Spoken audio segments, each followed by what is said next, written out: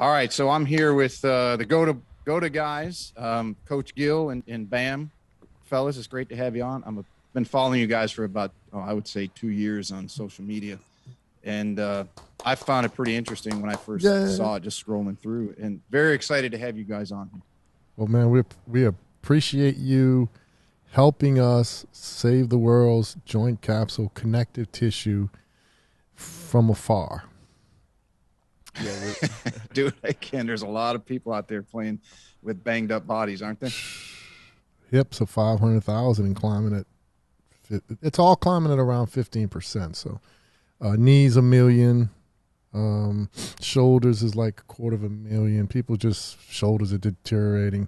Lumbar spines, thoracic spine, cervical spines about 2 million.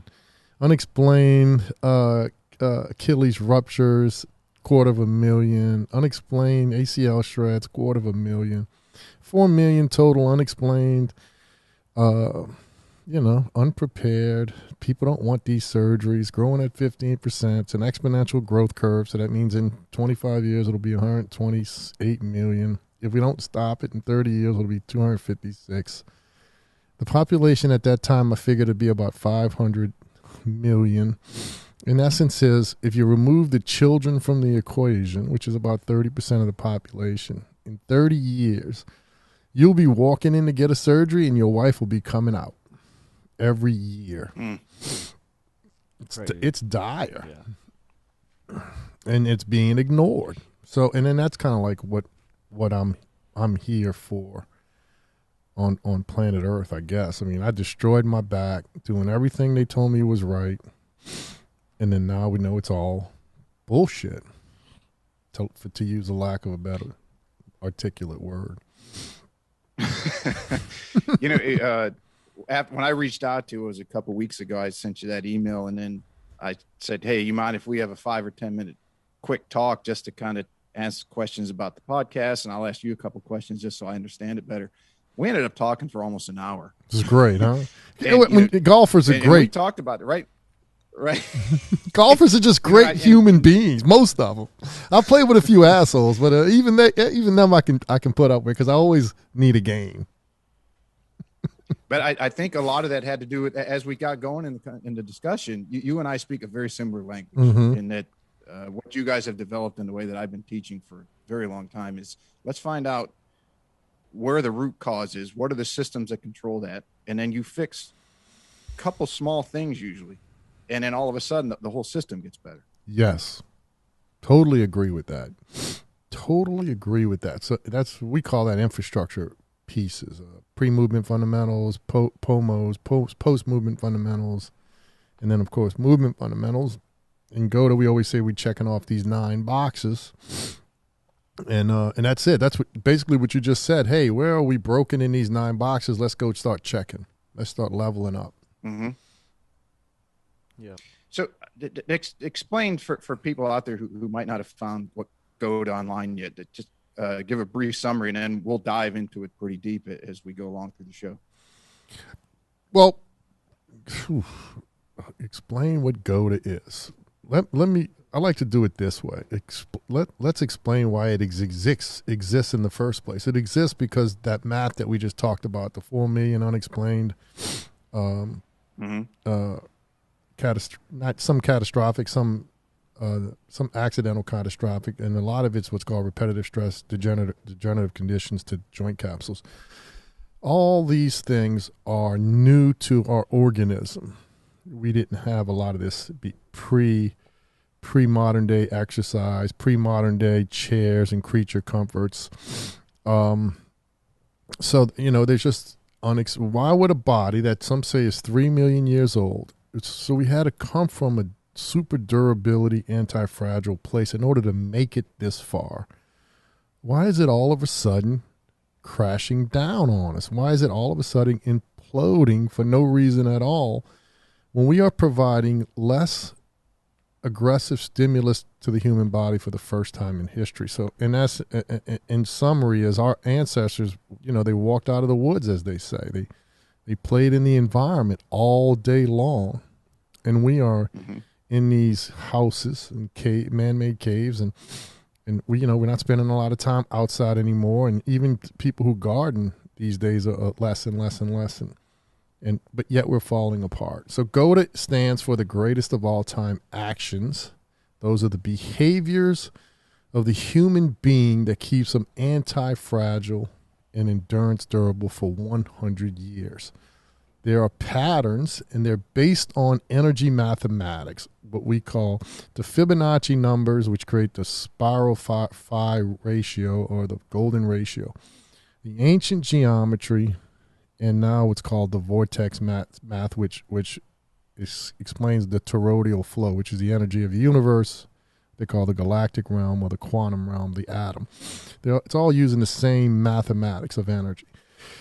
So what we did was we decoded why people never got hurt. And then we said, is there a pattern? And the pattern revealed itself as the golden ratio. And it's in our body. And then that golden ratio pattern exists in the womb when the human fractal baby is being born. What it does when it comes out of the womb. And there's a series called Babies on Netflix. And if you watch episode 2, you'll see this researcher pull a baby out of the womb. And what she did was she placed it on the mama's belly, and it barely did anything because it was removed from the womb's gravitational space, which is a lot like water, to the gravitational space of air in Earth. So it couldn't really move. So it was real flaccid. It would just sit and wiggle on the mama's belly. And then what she did was she puts this baby in the water. And what I always say is, let's talk about what it did not do in the water. It did not do Pilates. It did not do yoga. It did not do spine and shin angle training. It did not do personal fitness instruction. It did not do all the lifting derivatives, which it was called Olympic lifting, power lifting. It did not do tripod foot exercises. It did not brace the core and spinal stabilization. What it did when she put that baby in that water, which is an environment similar to the womb, is it started to crawl. And the crawling derivative is a singularity. It's a perpetual motion system. So it crawls through space. It's given to us in the cellular memory from our ancestors. And that system is done inside these 9 boxes. Inside ankle bone high, straight feet, in the back chain environment, with a long decompressed spine, riding the energy waves of the universe, which is arcs and bows and corners. So it's a wave of energy. So if you honor the mathematics, no straight lines. Correct. There's no straight lines in it. So if you honor the mathematics, then you will feel like a 12-year-old kid again. And that's what we are doing with our narrative as Saving the World's Connective Tissue. We want to get people back to honoring their genetic material, and it's all done in the mathematics of nature or energy. That's GOATA. And when you, like the Fibonacci code, when we were talking before, you had mentioned that like you get rapid advancement of improvement. And we hit it off on that because a lot of students I get, like I'm the last resort they come to. They usually go to the named people, the people on all the lists. Not saying that those guys and girls aren't good. I'm just not on that list. But when I work with all the systems that are involved, it's like, okay, here's where you're off. And then they get exponentially better. And what you said that clicked with me was 1 + 1 = 3. 2, yeah, 1 + 1 equals 12, right? Yeah. Well, right? it's the Fibonacci, right? Correct. Growth. Correct. Yep. You're not doing 1 + 1 is 2, and then 2 and 1 is 3, and then 3 and 1 is 4, and then 4 and 1 is 5. Which Fibonacci is 1 and 1 is 2, 2 and 1 is 3, 3 and 2 is 5, 5 and 3 is 8. So those are the Fibonacci pairs. And then when you divide the Fibonacci pairs, you equal a mathematical system called 1:618. So you're improving at this 0.618. 1.618. So, and that's kind of like why we guarantee 6 to 26% improvement in our what's called performance measurables. So speeds, jumps, and velocities, because velocities is important in golf. So your golf swing needs to be faster. Because we know that the GOATA code, which is the linear code, which is the physics and the mechanics, they treating us like crowbars and cranes. We know that code in the human body destroys the human body. It destroys the joint capsules. So when we see that GOATA code in super slow motion video, just like you would when you would break down one of your golfers, we know we can make you better because the slow motion video evidence is undeniable. And they scoring high on the GOATA spectrum, and when all we got to do is move them to the GOATA spectrum. It's the same thing you do, Pete. I mean, we created GOATA, and when I say we, I created the original mathematics and recognized the singularity. But man, I had to turn this thing over to smarter people, And we have an institute with 5 professors. One guy's a chemist. One guy's a strength and conditioning expert. My partner Gary. One guy played quarterback in the NFL, Ricky Stanzi, and then one guy was an occupational therapist and healer. So they just took everything and made it better. But, I don't even deviate from the singularity. I spend most of my time, if you notice, I'm sitting on the ground. I try to spend most of my time on the ground, and then I try to walk at least 20 miles a week because we backpack about 150 miles a year. I play golf 4 days a week. When the weather's nice, I try to do it with my XR remote control caddy at least 2 times a week. And I'm still doing 3 sprint triathlons a week. And 23 years ago, not a week, 3 sprint triathlons a year in the summer. Because I have 3 degenerative discs, so I can't really run in the winter. And I weigh 260 pounds. And I'm doing all this on a body that the orthopedic surgeon and neurosurgeon said that I would never be able to run again, that walking would be a problem, that my hobbies like golf and play was behind me. 27, 29-year-old kid, and I was being told that I needed to be on Social Security Medicaid and retire because I had degenerated 3 of my discs using the old cadaver science, fitness, lifting, and health mentality. So I'm a reflection or side effect or a derivative of GOATA itself, and I walked away from the madness that is modern day training 23 years ago, and then that person's gone, the person that couldn't walk a mile, and all that's left is this old fat guy who can basically walk forever and play golf forever. Sprint 3 times a year. Yeah, I do 3 sprint triathlons a year. I don't actually sprint in the triathlon.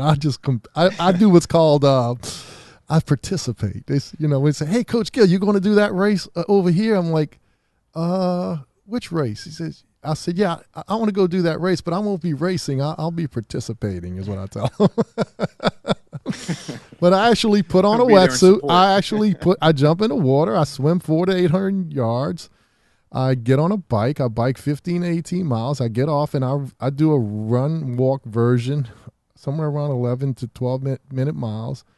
I get to the finish line. I get me a trophy and I drink a bunch of beer and I do it pain-free. And I'm supposed to be on Social Security Medicaid. You're not Medicaid. moving, you're dying, right? Correct. But we always going to. My brain goes in a circle, just like the singularity itself. It kind of. I got ADD and all these things. So I'm always going to try to get you back, Pete, to understand that you are GOATA coach. If you know how to take an athlete in golf and say these are the behaviors that are causing this person to hit it fat and thin. These are the behaviors, pre-movement, pre-swing fundamentals that are causing that person not to be able to find the spiral, which is the golf swing is just spiral. It's an arc. And then you put them in these new behaviors and all of a sudden they're hitting the ball well. Then you are a GOATA coach. Now, the challenge with golf and the challenge with most of these modalities is the coaches don't know that the minute that athlete walks away from that area, the training area where you're doing your lessons, or the gym, or the basketball court, the minute they walk away, they are walking WOTA. And then they are sitting in their recliner chair car driving home WOTA. And then they are jumping into a textbook and studying WOTA. And then they are sleeping on their bellies or on their backs, WOTA. And then the golf lesson that works so well in front of you does not replicate in competition when it really matters. It's because the movement behaviors that you gave them to dial in their golf swing, it was immediately removed by the daily stimulus of the WOTA human being. The athlete's WOTA away from the swing. So and eventually so explain to everybody what WOTA is. So because we went over what GOATA is. Explain WOTA stands for the worst. WOTA stands for the worst of all time action. So once we decoded the mathematics of the human body in its anti-fragile super state, the one that gets you to 100 years old for life. Once we had the landmarks dialed in, those are the evidence patterns in slow motion video. Then we had to say, well, what are the opposite landmarks? So what I always say is that life is a polar. In order to make sense of it, you have to make sense of it by using poles. You can't have night without day. You can't have up without down. You can't have sunrise without sunset. You can't have black without white. You can't have a fast person without a slow person. And then we make sense of the world using these poles. So WOTA is just the opposite of GOATA. It's a spectrum. And when we are identifying a human in slow motion video and trying to explain to them why they're degenerating the lumbar disc or the meniscus in their knee, we are doing that with identifiers we call WOTA, the opposite of GOATA. Does that make sense? Yeah. So for someone who's out there listening, let's say they're in the gym right now, or they're at home and they got a mirror in their room. What would be some of the hallmarks of WOTAs and some of the hallmarks of GOATAs that someone can the big ones, and you see in the book Powered by GOATA on Amazon Kindle Publishing. The big one that causes most of the pain, the degenerative pain, is what's called a front chain dominant behavior, front chain dominant body, where the pelvis is being pulled forward past the rib cage. That's the big one. That's what causes the huge epidemic of unexplained joint capsule destruction. Would that be like an old dude walking where his pelvis is really pushing forward? Yeah, pelvis is pushing. And then nowadays you see this because everybody's on the phone. So you see the pelvis forward and then the big curve, and then you see people walking around like that. Correct. Kyphotic. Correct. Now, what we do in GOATA is, Einstein had said that anybody can make something simple complicated. The true genius is to make something complicated simple. So what we did in GOATA is we made it simple. We said, hey, man, we don't say words like kyphotic or thoracolumbar junction. Yeah, thoracolumbar junction. We just say it's overpressure. It's too much pressure. It's too much of a curve. You're violating the math. Too much curve. So even the curve in the spine itself is working these mathematical equations. So, where was I? What was we talking about? GOATA. You're talking about the hallmarks of WOTA. Oh, the second one is what's called a wide stance. So the human body needs to play inside these gyroscope column alignment system. That's like the vortex math part of it. You have to have in the golden ratio, it has something called a golden rectangle. And then the golden rectangle in the human body is shoulder gyroscopes need to be right above hip gyroscopes, and hip gyroscopes need to be right above ankle gyroscopes. That makes sense? Yeah, that's we talked about that. Well, and everybody's outside. Everybody's in a wide stance. So the ankle gyroscopes are outside of the hip gyroscopes. So the inside ankle bones crash low, and then that causes big problems. Those are the two big ones. Front chain dominant behavior and inside ankle bones too wide, causing inside ankle bones low. Mm-hmm. No doubt about it. And then the structure, everything above it's going to collapse in or be faulty in some way, shape, or form. Right, because that's the foundation, the feet. Mm-hmm. So, and what, so take us through, somebody calls you up and says, hey, Coach Gil, I got knee issues. I got some back problems. My shoulder doesn't feel right. My neck hurts. I don't sleep well. I want to come in and get an assessment. How does, how does a basic assessment or standard, if there is such a thing? How does that work with GOATA? Or they call one of your coaches? Take us through what that process would entail. Bam, you want to jump in on this one a little bit? Yeah, I'll just jump in. Do you want to GOATA boys? Yeah, I'll go. One of the I'm trying to get these 3 young guys to take over, Pete, a little bit and be more the face of the company. Yep. Right now I'm doing a lot of operations. But I was personally trying to master and get running. I could not really run. Every time I ran, there was something innately that was telling me something was wrong. Wasn't having too much pain, but I couldn't run for shit. Like my mile time was like 7:30, 7:40, and I was doing a lot of Olympic weightlifting and things like that. So when I reached out to Coach, he said, send me a video of your walk, your run, and doing these 2 things. And we hadn't met in person, and he recorded, showed me with some lines, a lot of the stuff that the golf community does as well, and exposed what was happening and the way that my body was moving and conducting energy that was not the way that it should have. And that it's a pretty simple assessment. It doesn't take much. You can do 5 to 6 walking steps, 7 or 8 running steps, but you get to see how an entire body conducts energy, just like a golf swing. You slow-mo it down, which is the most important thing. You make it slow motion, and then you can just see. We use bony landmarks, knees, chest, hands, elbows. We'll look at everything as a whole picture, so not looking at just muscles or bones or fascia or anything. We're looking at how the whole entire body conducts energy, and then whatever the assessment shows, we take the lowest hanging fruit and go over Pete, that. let me bring it to golf. So you as a golf coach, by the way, I picked up the game at 17. My stepdad from Hutchinson, Kansas, showed me how to grip it. I gripped it with a strong grip. I was an athlete. My brothers were athletes.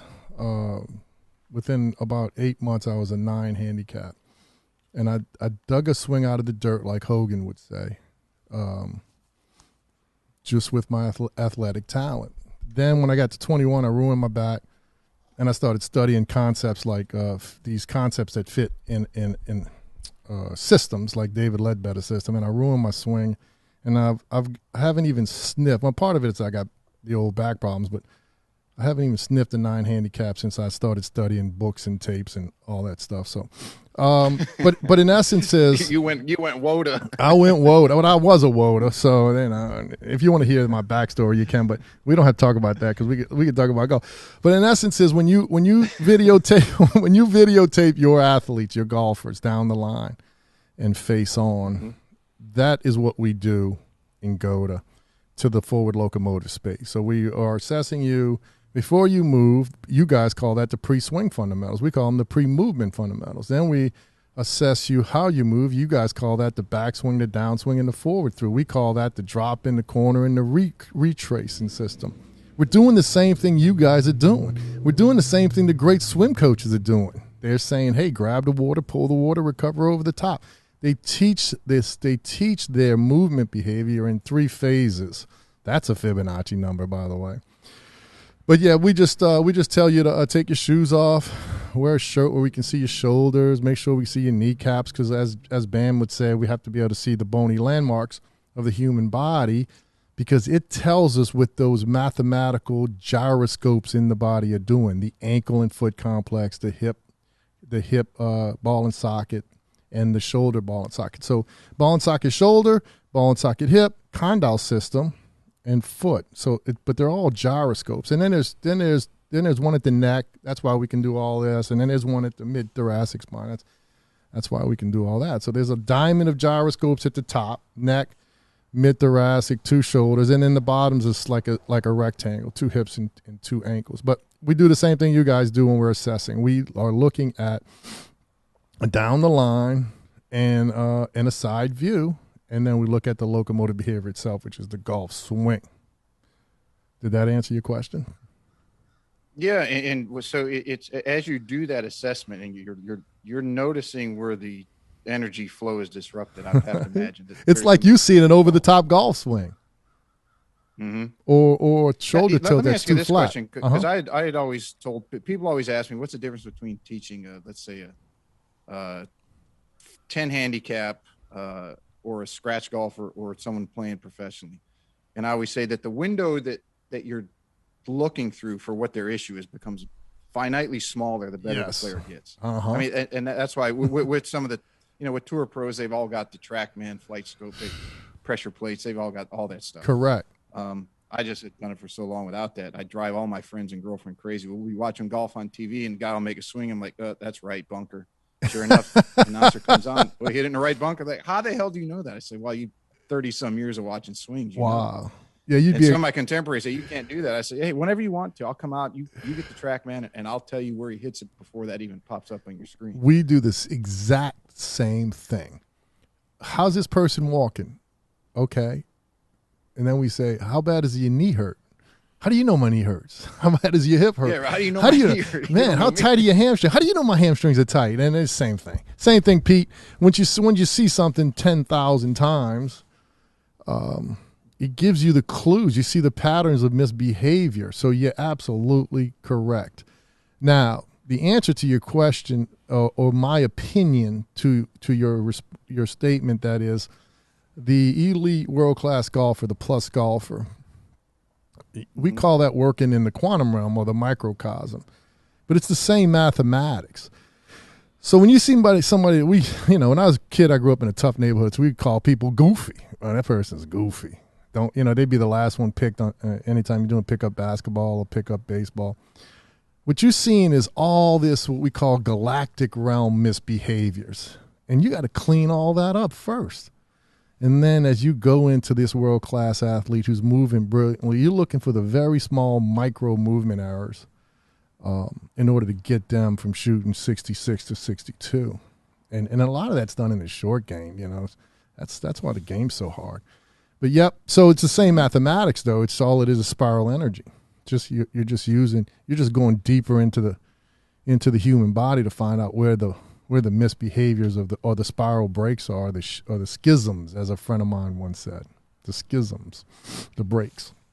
Do you think that, or do you see where most of your people that come in to see or get involved in the GOATA system that they have just through life in the modern day society of sitting so much and texting and phoning so much that their bodies really got out of whack? Or is it, are you getting a fair number of people who have had injuries from, you pick it, a fall or a car accident or some type of accident where they're damaged a joint? Yeah. I'm going to let the BAM take a little bit, and I'll let him give you a perspective as a mid-20s kid, and then I'll give you a perspective as an older guy. Yeah, so my perspective after... Because he's got brothers and friends that he's been hanging out with, so he'll tell you about those guys. I think it's a trifecta, the top three. So the first one is just lifestyle and movement habits. We're put into chairs, especially in school, if you did normal education in school. So about halfway through second grade, that's when things start to break down just because of sitting and what happens to sitting, putting us in our front chain, wide stance, etc. And then the other thing that we have is our movement habits at home and at rest. So we're going to be laying down, sitting in some weird positions on recliners. And then the third thing that puts the cherry on top, which really starts to solidify bad movement behaviors within the body, is the different type of training that we do, especially if it's going to be weightlifting or something that's going to put you in the reverse gear. So it's kind of right now, as we're set up in our house, in our culture, our modern culture in the Western world, and then with our modern culture in the fitness industry, all three of those things are pushing us to be not only reverse movers, but to hold ourselves and to move ourselves in a way that isn't in accordance with the nature of the mathematical nature of our body. Yep. Yeah. So what we're seeing from the younger people is more tight muscles, performance issues, non-contact catastrophics. Now, the older people like us, what I'm seeing is that my friends will miss weekends. They'll say, "Oh, I'm having back problems." Well, 53-year-old guy, back problems, but they're not doing GOATA. I'm having knee problems. So they just start missing weekends. So they start missing the fun. So the older you get, it's more about a nuisance. And then the younger you get, it's more about you can't perform. Does that make sense? Yeah. So what do you like? Okay. So somebody comes in and says, hey, when I was 22, I was in a car wreck and I got whiplash. And now that I'm 35, I can't play golf with my buddies on the weekend in the summer. And I can't play pickup basketball once a week with my kids in the driveway. How do you go about fixing somebody who's had an injury like that, like a joint injury or a break, versus somebody who's been affected simply by modern day lifestyle? Is it a different protocol? You fix everything around the new math. So anytime you had a replacement, new hip, new knee, maybe you got a fusion in the cervical spine. The math there is gone forever. It's the math in my lumbar spine. I'm degenerated at 3 levels: L5, S1, L5, L4, L4, L3. It's all gone. I'm not getting it back. It's not coming back. I can't do anything to get it back.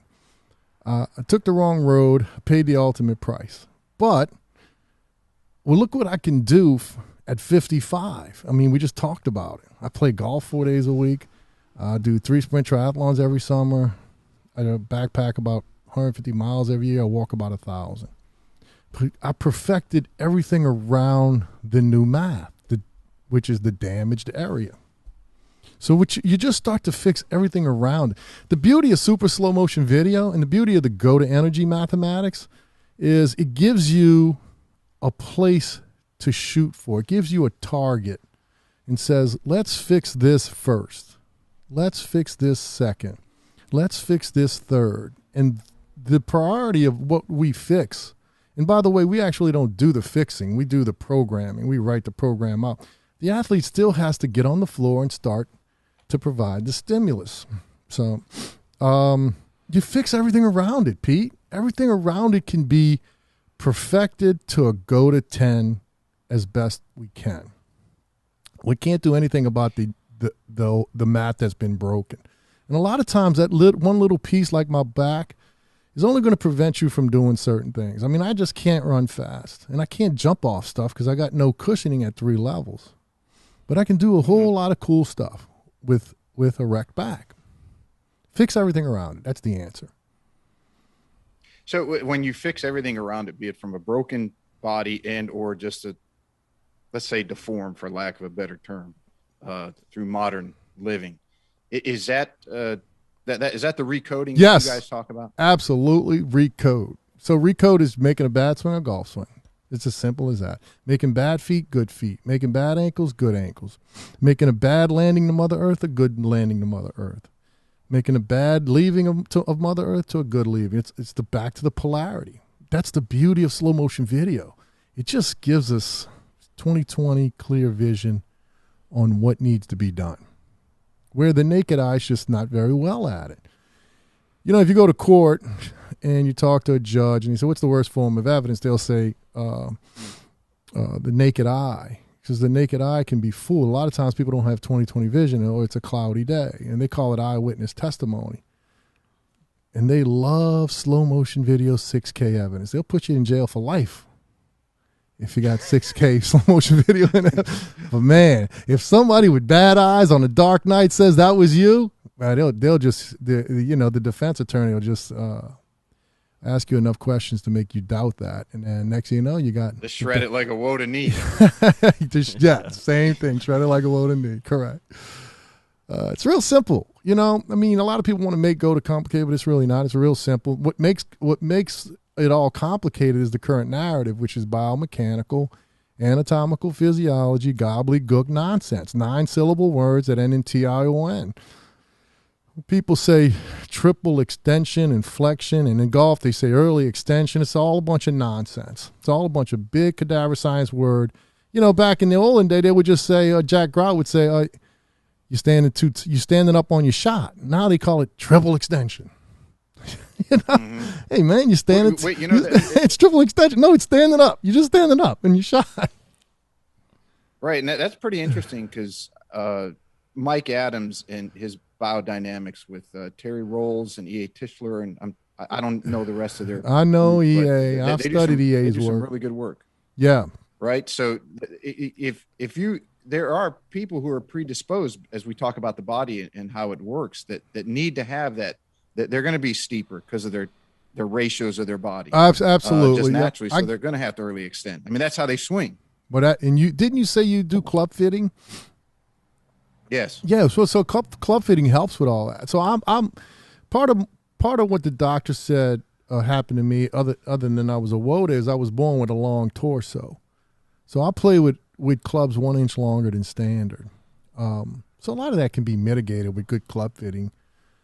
But I can tell you, we have a certified GOATA coach, and his dad is a top 100 instructor. His name is Hunter Garthright. His dad's Brian Garthright. Yeah, I had him on 2 weeks ago. Yeah, but poor Hunter's got two degenerative discs, and he's got one of these. And I'm not going to say the name because everybody's got a right to make money, but he's got one of these certifications. He's like a level 3 in this certification, and I said, "You got level 3 certified in this method, this golf biomechanical method, yeah, and you got 2 degenerative discs since you started. How can that be?"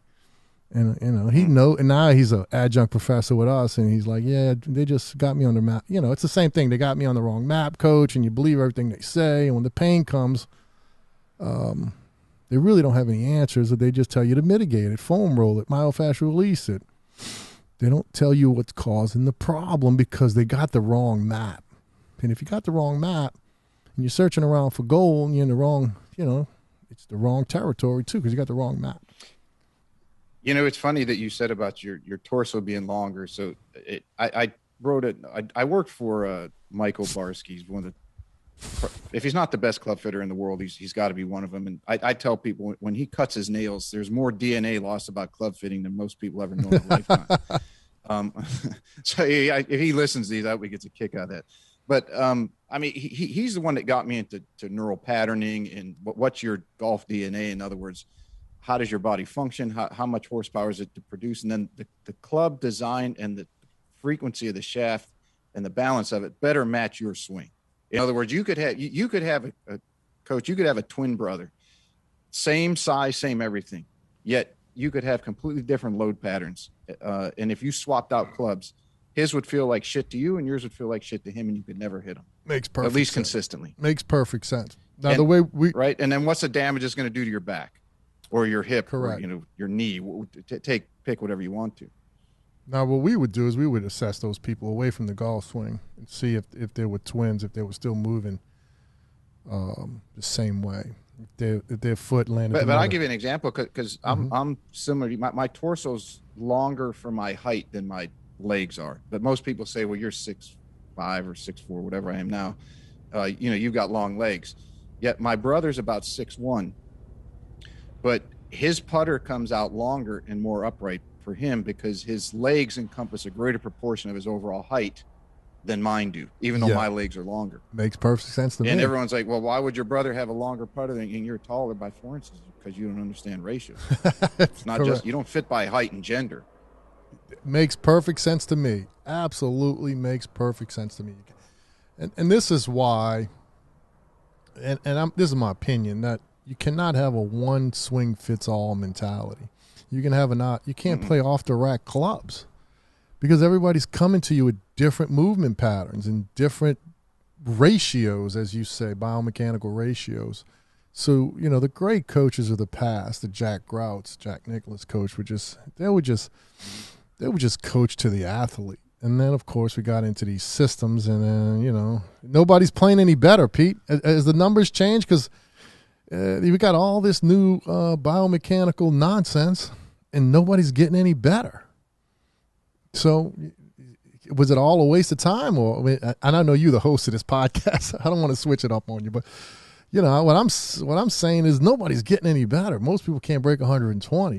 It's ugly, and it's because it's not in the end. It's see feel. It's your feet feeling the ground and your hands are feeling the club, and that's it. And you need a great coach to tell you what you're doing wrong.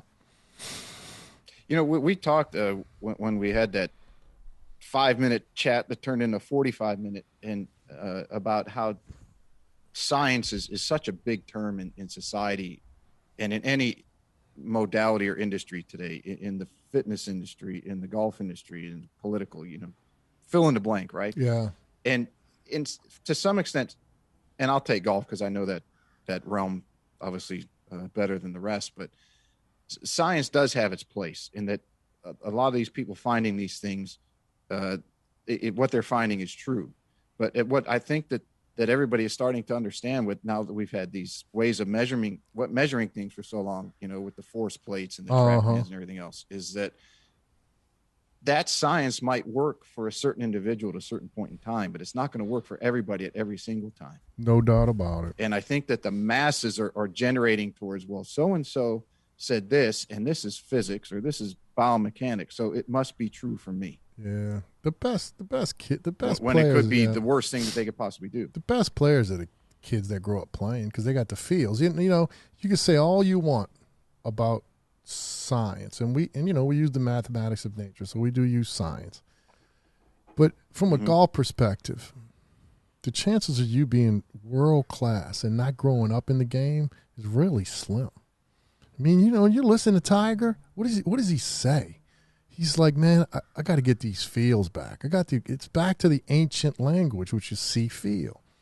It's not math. It's not what's called citation or linguistic documenting, which is the problem with the narrative now. For example, we're surrounded by oak trees here, and big, beautiful oak trees. And me and Bam can walk up to these oak trees and we can hug them.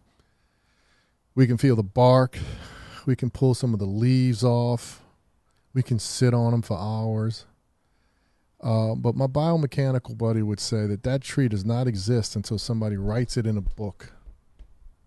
If it's not cited somewhere, it does not exist. It's not science. I know you're laughing, Pete, but it's true. This is what we're up against now. Scientism.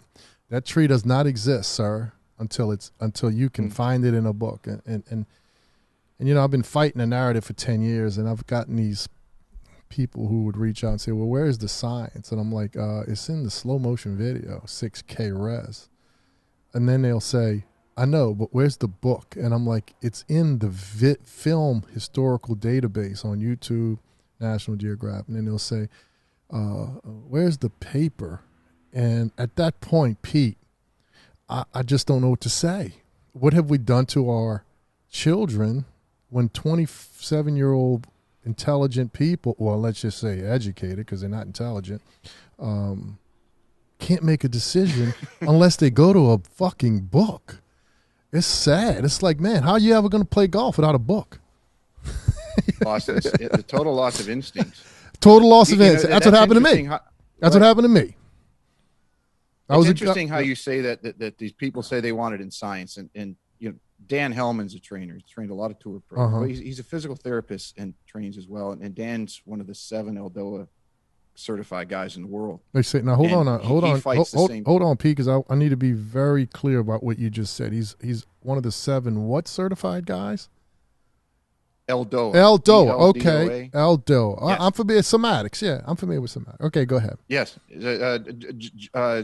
I can't say. It's a French acronym, elongated decoaptations, basically putting the body in yawning. positions that it's yawning. That gives some big cats wake up. Gives some big cats wake up in the safari. Yeah, in the savannah, and they just feels good. By the way, definitely, right. It's definitely they're getting tremendous results with this. And a lot of people are saying, okay, well, where's the clinical data to back it up? And he's like, I don't need clinical data when I have MRIs that show, X amount of millimeters between someone's disc 6 months ago compared to now.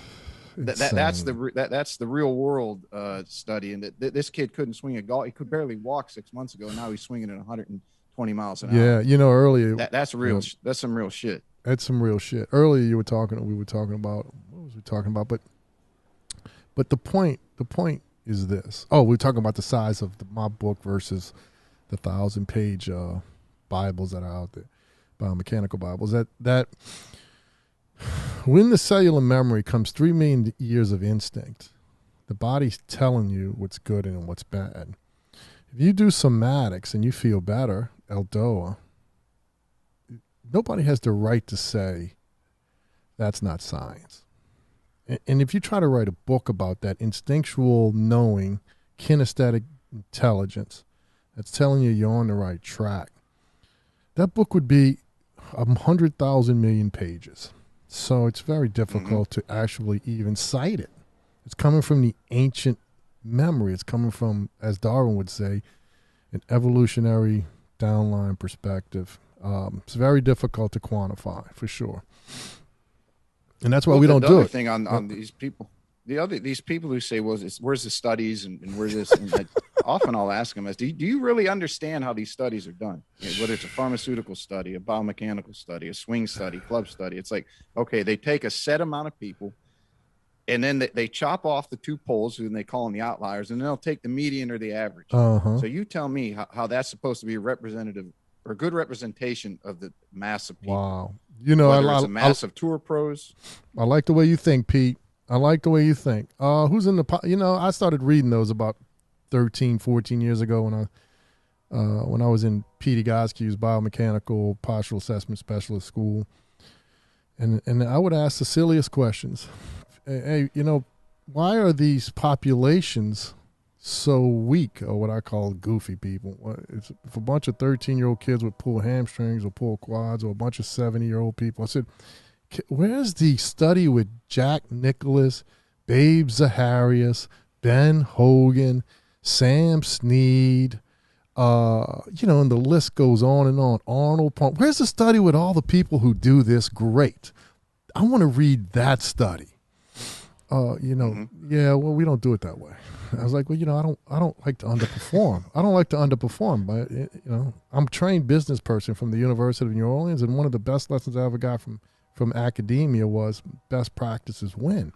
And for some reason, they don't do that in these studies.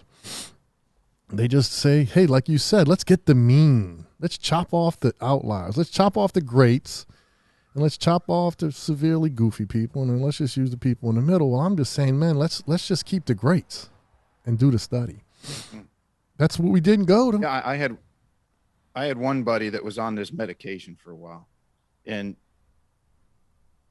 just by chance, he missed his prescription refill day. And whatever state he was in, they had some goofy laws on your refill. If you missed the third time, then you got to go through the whole process of doing it again. And there was this big delay, all this bullshit, right? So he didn't have his medication, his heart medication, for like 2 months until he went through all the rigmarole to get it back again. Well, after about 3 weeks, he started feeling better. And then 6 weeks, he started feeling a lot better. And 8 weeks, he's like, I don't want to take that shit again.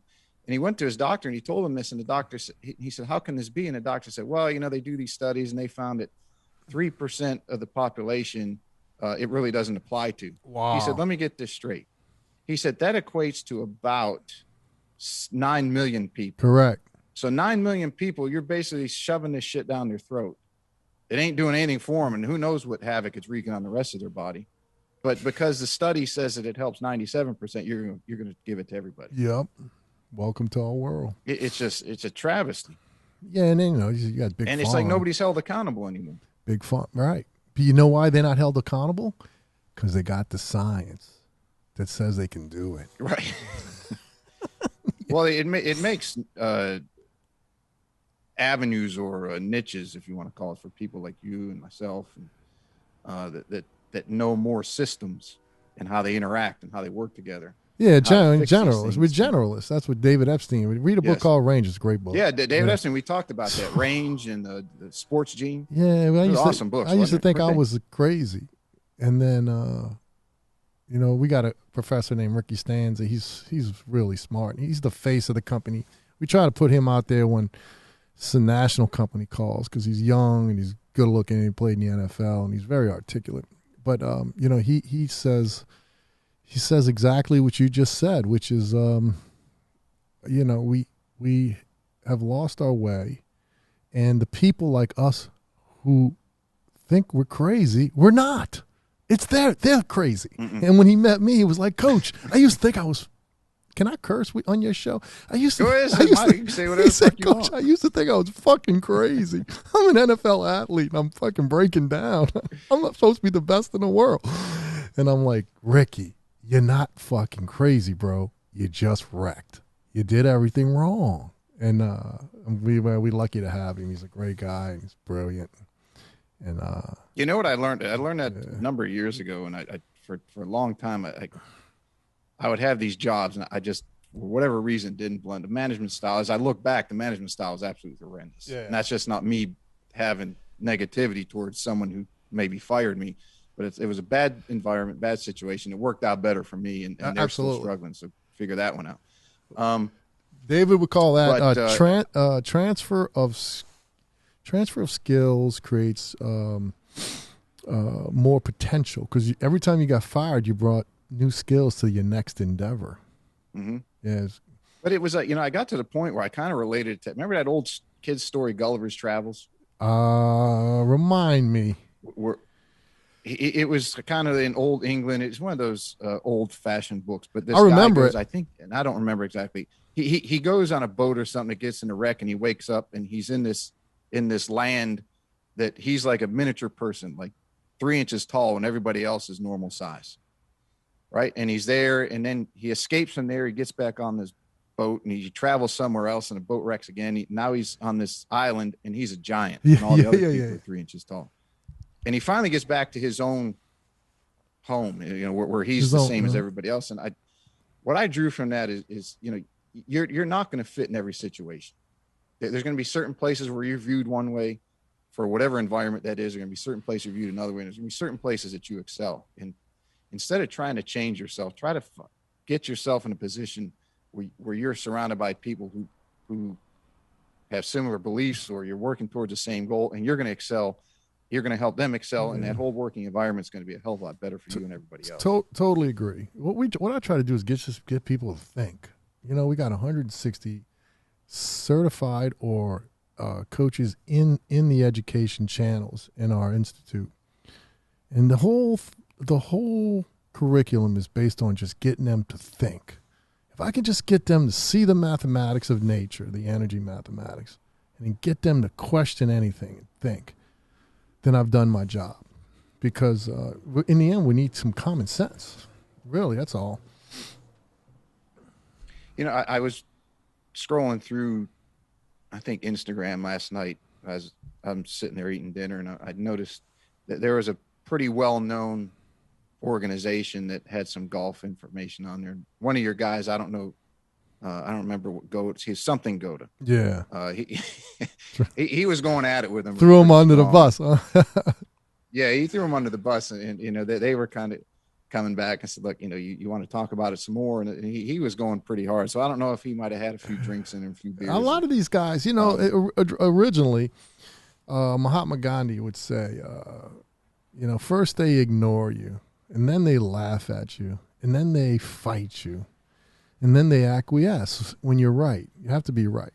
So what you're seeing with a lot of these kids that are GOATA coaches is they've been destroyed. They have joints have been replaced, repaired, and it's what do we say? What do we call it, man? We are wounded healers. Wounded, pissed off healers. So a lot of passionate. They're very passionate. And over the years, I just started arguing with them. I was like, they don't really listen to me, and most of them laugh at me, and then they all joke about me, and then I'm like, well, but nobody's been hurt in my camp in 5 years, and we guarantee 6 to 26 performance, and none of these guys do it. They don't put their money where their mouth is, and they're always referring back to this crap they call cited science. So I just started arguing with them. And it was one of the best things I've ever done, because it just made the company bloom. Because now there's so many people hurting, Pete. There's so many people in pain. They actually needed somebody like me, a generalist who's independently wealthy, who didn't need a fucking job, to come out and say, we've been bamboozled, guys. And it's time to tell the world the truth. And then, I don't try to argue with people much, but they're not going to come on my IG page and tell me how to think. That's what we won't allow. So a lot of times when the guys are doing it on other people's pages, I always ask them to remember that we are not telling the human being that they're a bad person. We're saying that you've been educated in a way that doesn't give you any common sense. And maybe you should look at it another way. That's kind of like what we're trying to do. Yeah, because and I get the passion, because I fought the system in a number of different things. When I wrote the putter fitting program, everyone's like, "Oh, you can't do that, and this is wrong." And, yeah, okay. Well, why don't you come through it? Oh, come shit, through you it. can actually read a left to right putt for a right-hander, right? It's like, you know, when guys are dropping their putters and saying, "Oh man, where were you 10 years ago?" You know, when I lost my tour card because I couldn't make anything left to right. Okay. Well, I'd love to go through your system, by the way. It would be great. No, we'll get on a FaceTime call. And we'll do a couple. I'll give you a couple of simple measurements you give them to me, and then tell me where your clubs are, and I'll tell you if they're close or if they're right. That's not hard. But yeah, well, once they start seeing it, it's just they're like you said, it's the system, and I'm not knocking anybody's program, right? Because there's some good stuff in a lot of different programs. But what I'm saying is, what people in other programs need to realize is, just because you aren't mainstream yet, not GOATA. I mean, you guys are pretty much there, but some of the other people out there, if they're not mainstream, that doesn't mean they don't know what the hell they're talking about. Totally. Everybody has come from outside the mainstream at some point on the fringe. Totally agree. I think it's a golf podcast. You know, and I tell my golf people, I say, look, let's try to stay inside the math, but understand that golf is played with the left side of the body. The target side leg is doing something unusual. It's doing something in reverse as it relates to forward locomotive energy. So the left knee and the left hip and the left part of the lumbar spine can really get crushed if you're not careful. But you know what I tell people is that when you're up on that ball and you're seeing all these different swings, what you're seeing is people creating energy inside the mathematics. And that's why some people like Rory looks like they're doing a topspin forehand tennis move. Some people like Hogan claimed he was trying to skip a rock. Other people felt like they were throwing a frisbee with the target side arm. Other people felt like they were maybe doing a hammer throw, some of the long distance guys. So there's a lot of different ways to get it done. You just and you know, you just have to find a coach who knows your wheelhouse. That's the hardest part. You know, if you were good at something like playing ping pong and your topspin forehand was great, you're probably going to be somebody who draws the ball. Or if you were a really good bowler, you're probably going to be somebody who looks more like Jack Nicklaus, Payne Stewart, or Colin Montgomery, because your energy, the wheelhouse that you like to play your energy in the game, is more vertical. So there's a lot of ways to skin a cat, you know, Pete. It don't have to all be done one way, but people should find the best way for them, like you said, the best way for them. No doubt. And that's difficult. And today where certifications get dangerous. They do. A lot of them out there, right? It's more of a way to make money than it is like you guys are really focused on helping people. Mm-hmm. And the others, I think, at no fault of their own, get caught up in the money machine, being that they're absorbed by a corporate entity usually. Yeah. And then you got too many bean counters looking at bottom line and saying, well, we need to do this to make money. And they lose the belief system of why they started, right? That, hey, I'm getting it in the physical fitness side or the therapy side. They're getting into it to help people to get out of pain.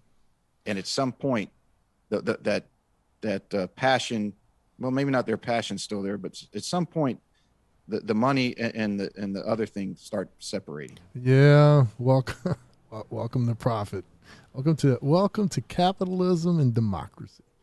The beauty of capitalism and democracy is it solves all our problems, and the downside of it is it gives us a whole new set of problems, which is exactly what you just said. Yep. Corporate. I mean, look at the country right now. We're the wealthiest country in the world in the history of mankind, and look at the issues in this country. Yeah. It's just new problems too. I mean, look at obesity. Obesity is a side effect of wealth. You know, it used to be nobody was fat. I mean, nobody. Now we all had to work. Manual labor. Yeah, you had to work. Out there shoveling, pickaxing, farming, moving. Yeah. And dinner was broth. Rocks. Dinner was broth a lot of the times. People were eating broth, staples, and you know, there wasn't no sriracha sauce back then. I can tell you that. This is great. Look, let's talk about the good part, though, Pete. It's great to live in today's time. I mean, you know. Yeah, no kidding. Yeah, I always say, man, if I got $100 in my pocket, I want to get a nice 12-ounce New York strip, medium rare, from a great steakhouse with a big, beautiful glass of wine and some asparagus. And it's my wheelhouse. I just enjoy that meal. Well, that plus, if it was 60 years ago, you'd be putting on greens that are rolling at about 8. Yeah, they used to instead of 12 or 14. Yeah. And you notice the swings 60 years ago, they were more like loopy because I guess the shafts were loopy and the balls were balata and all. You see that. Well, yeah, they were all steel too. Yep. You didn't have anybody swinging at it as hard as their body could act beyond what their body could handle. I grew up on wooden clubs. They used to call it a 3-wood, 3-wood, because it was made out of wood. I didn't switch over to steel. I didn't switch over to steel until 95 or 6. Yeah. Could you imagine playing old Joe Powell playing wooden clubs and balata balls? You hit a ball thin, man, have a big old smiley face on it. You have to throw it away and go get another one. What do you think of the what DeChambeau's doing and a lot of the guys on tour now that are trying to step up their workout routine and swing harder and faster? Let's look at it from two sides. First of all, the one side, which is playing the game, they figured out down through the years that the young Jack Nicklaus was swinging it so hard. If he lived today, he'd be carrying it to 330, 340. Tiger Woods, when he came up, his swing was violent. They just figured out that the kids, John Daly, would smoke cigarettes all day, drink beer into the night, and still win 2 majors. They figured out that if you hit it down there long and you could find it, and you could just chip it onto the green or pitch it onto the green, that those mathematical probabilities were more advantageous than being a pure ball striker. So they figured that out. So they know that the long guy has the advantage. Now, on the other side, DeChambeau, my belief is he's in huge trouble. He's walking the fairways crooked now. He ruined his right hip and his right knee. His ankle is not processing the downswing information the way the greatest athletes who've ever lived played. I just see him going into a bad slump soon. And for most people, the deterioration starts around 28. So he's right there at the prefaces of GOATA imploding. So I have no confidence in DeChambeau. But so the way he's training and all that is bad. But the way he's approaching the game, I don't have a problem with, because, we created this mess with balls that fly 200 yards further and metal clubs and the technology is just so much better now. We created the mess. I don't want to jump off tangent too much, but as you say, the balls fly further. A lot of amateur people that I teach, and because the general consensus is the longer that you can make an amateur hit it, the better they're going to be. And as a whole, that's true. But a lot of these amateurs will come to me, and they're mostly retired guys, and they'll say, "Hey, I just got this ball. It goes 10 yards longer." And I finally told the one guy, I said, "Well, let me ask you this question: when you hit the ball towards the woods or the water, which you do a lot, are you yelling for it to get down or go 10 yards longer?" He kind of looked at me and said, "Oh shit." When I was a kid, I just had to give him a hard time. When I was a kid, we had this joke, man, how far you hit the driver? 300. How far you hit the putter? 300. It's a game. It's a game, Pete. You're a great player, so you know more about the game than I would ever will in my lifetime. But it's still just a game, and there's an intelligence, a common sense intelligence side of it too. But you're right. If it's going out of bounds, you really want to be 10 yards shorter to stay in. That's a 2-stroke penalty. That's the most egregious, brutal shot in golf in Oscar Brown. Because it'll wreck your card. That was the other one. The guy said, "Hey, I got these new clubs. They make my misses go 10 yards longer." I said the same thing to him. When you miss it, you yelling at it to go or get down. That's brilliant. I had sent you some things, and I want to talk about the products you guys have too. Yeah.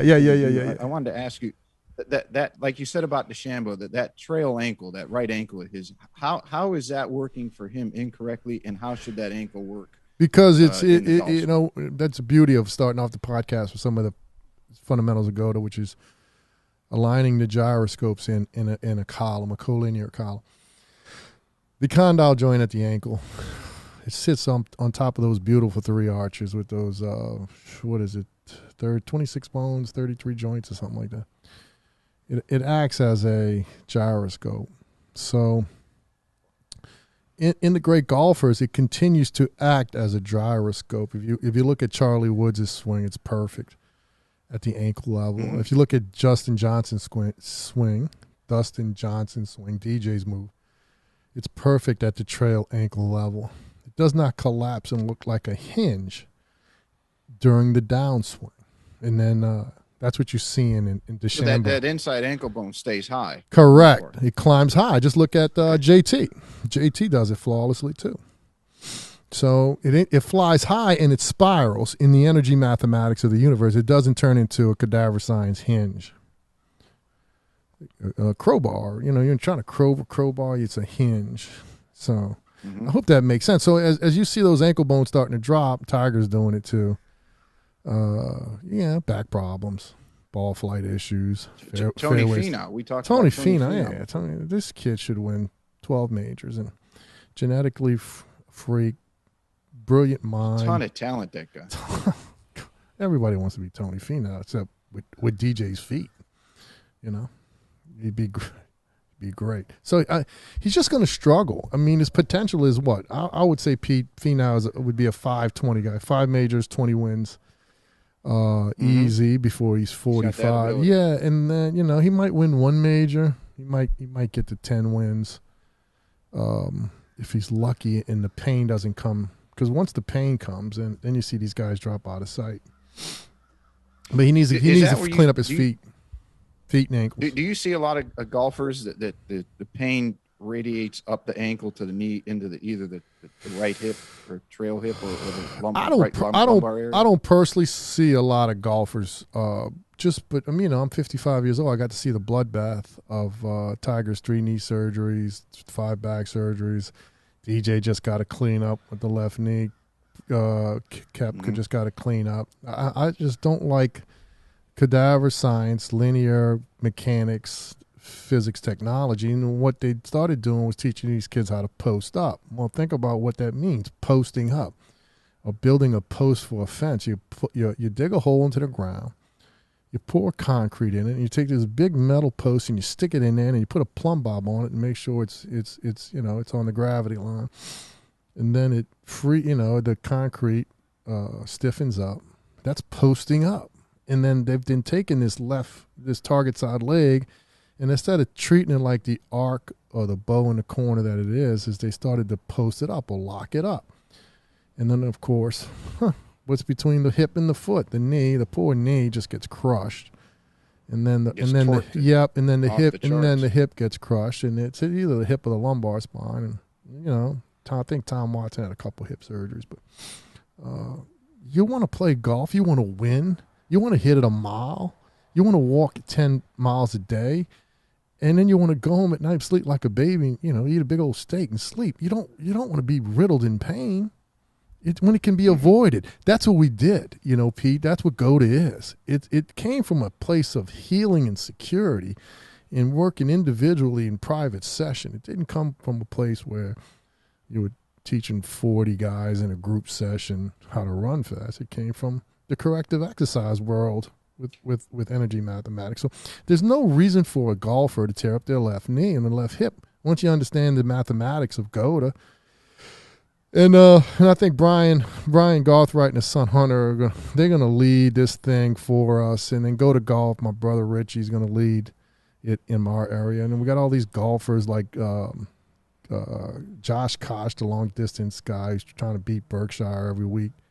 Him and some of these YouTube's influence like Christina Ricky has been over to our place, and they're all starting to adopt some of this stuff to get out of pain, and they're starting to see that it can make a super golfer too. So it's going to be good times for the golfer, I can tell you that, because anybody who wants to listen to how to never get hurt, be anti-fragile, be in a super state for life, they're going to find us. People are tired of hurting, Pete. They really are.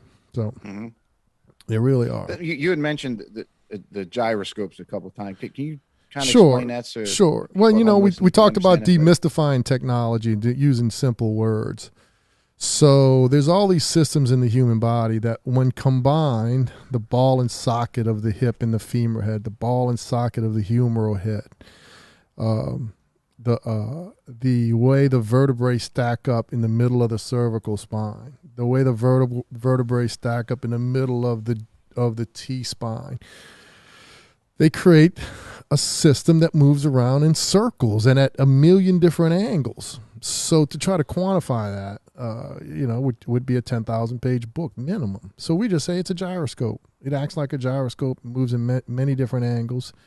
And when it's creating energy, it's creating energy around this 1.618 golden ratio mathematical angle.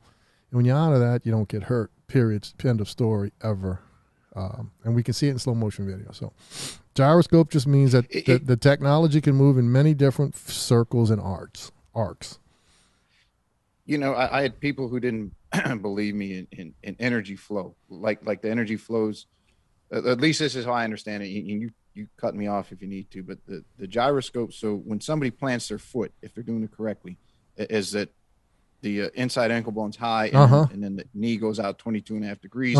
That's the energy is going to be pushed up through that bow as it pushes off and then change, right? Correct. And the spine acts like a whip. Correct. Yeah. Right. So it's similar to as I related it to somebody the other day as I was trying to explain it. I said, well, are you familiar with chakras? And they said, no, not really. So I had them. Yeah, chakras. So I had them lay down and I took a string I took a necklace and I put it over their forehead. And they, what the hell? Hey, I said, look, just trust me for a minute. And I said, watch this thing start spinning. And sure enough, it started to spin. And they said, you're doing it. I said, no, I'm not. And I moved it to their throat. And I moved it to their chest. I moved their abdomen, down to their belly button. I didn't get down all, I didn't know them that well. I'm going to put it lower, and they said, well, let me try it to you because I don't believe you. I said, okay, hold it so it's steady. And they did. And within, I don't know what it was, 3-5 seconds, that thing started spinning. And so I related to that to where, like the chakras, if one of the 6 gets blocked up, like if the throat one gets blocked up, you're having trouble with your words. So if you're writing, you're having trouble writing. If you're having trouble communicating, if it's in your gut, you're having trouble with digestion. That the gyroscopes within the body, whether you're running, you're golfing, whatever activity you're doing in your system, that energy gets disrupted. And that's more energy not being dispersed and being shocked into that joint or that soft tissue. Eventually you're going to blow it out. You got it. You got it, Pete, because energy has to go somewhere. It just doesn't disappear. Got to go somewhere. Yep. It doesn't disappear. It goes in, really hammers at the cartilage in an endurance athlete. And in a interval athlete hammers at the ligaments and ACLs. I remember watching a documentary. You had mentioned the one on the babies. I had watched one time on I love documentaries, so I watch. I don't watch any TV. Haven't watched TV in probably a year or two. Good. But there was a guy that he had, I think he was in China, and he got burned. He's going to have 3rd-degree burns. And they wrapped his arm in tinfoil, and then they gave him acupuncture. And they said, we have to disperse the energy and give it an outlet. Otherwise, it's going to sit there and it's going to destroy that tissue. Wow. And sure enough, within like 3 days, they went back, and he was almost healed in that they just moved the energy all the way out to let it go. So, similar to parkour. When those guys jump off that building, that they do that somersault and the hands get splayed out, like when you get tossed in judo or jiu-jitsu, you're supposed to disperse the energy. It's the same. It's a, like you said, it's a universal code. It's a universal code. This isn't just GOATA. This isn't just golf. It isn't just parkour, jiu-jitsu. Go on down the line, anything you want to. Chakras. Bam, tell Pete about Chinese medicine that's been around for 6,000 years. That shit ain't around for 6,000 years because it ain't working. Let Bam tell you about TT, the chicken, and what the chicken does with the web or whatever you call it. Oh, with their feet. Only chicken I know is, I think it's Hey, who's in Moana, because my niece watches that thing constantly. No, we have TT, who is our street chicken. She found us and came in. She joins the podcast every once in a while. You can hold her, feed her old-fashioned oats. She loves it. But we watch TT walking, and we watch how she uses her feet and what she does, her cornering process, and how she will paw the ground just like we will, like you watch a tiger or a dog or a cat. And so when you talk about the universality of energy, it's everywhere if you can see it. So you start to see it in a golf swing, then you start to see it in jiu-jitsu, you start to see it in a chicken. But you use their feet just like the parkour athlete does. Oh, yeah. The way it spreads out. Yeah. Well, it's just same thing, Pete. Same thing. Well, you know what I find interesting is like a right-handed golfer, their left leg and their left foot will have that bowing just through the course of swinging, because they're always rolling out to the outer portion of their lead foot, left foot. But that right foot, like you said, tends to roll in instead of that inside ankle bone staying high and allowing that hip to stay high. And yeah, like well, I once it rolls in, it kills the bow. It kills the energy arc, the energy wave. So yeah, it's going to break in somewhere. Yep. So that knee's going to cave in. You're going to either get it in the knee or the hip or the lumbar spine. You might as well. Why not build a world-class swing to win majors in a way that doesn't hurt your body than one that just cripples you? Then poor Tiger. Sense. Tiger should have won 32 majors. I had him pegged for 32, and you know I grew up watching him before I became a corrective exercise coach. So I didn't really understand that he was going to destroy his body. Now looking back with the video, I can see it as I can see his movement misbehaviors as a child walking down the fairway. Now I think I'm gonna do a little special on Tiger soon. I had a discussion because the guy I told you, the club fitter I learned from, Tiger sat in his trailer twice for multiple hours. But not long after he turned pro. And he told him, he said, look, the way that your clubs are now and that they keep building them, you're a half inch to a quarter inch too short. And to understand what that does is, and you understand the body and the golf swing, is as the body starts to unwind and the timing sequence for the lever that you're implementing, meaning the club, the body senses that's coming in at a certain point in time. And if it's too short, it's going to disrupt that. It means it's going to come in too fast, or you're going to have to bend down a little longer to hold position so that you don't basically skull the ball every time you hit it, right? The ball's only 1.68 inches in diameter. If the club's a half inch too short, you're going to hit it right in the belly.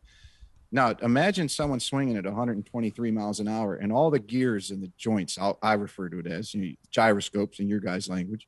Imagine all those gears in the downswing are unwinding, and all of a sudden you got to halt them for a split second until that club catches up. And all of a sudden you got to kick them back into gear again.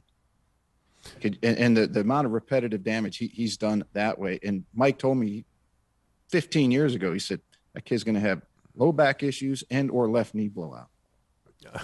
Mike was right. I had that discussion with Mike's a go-to coach. Doesn't even know it.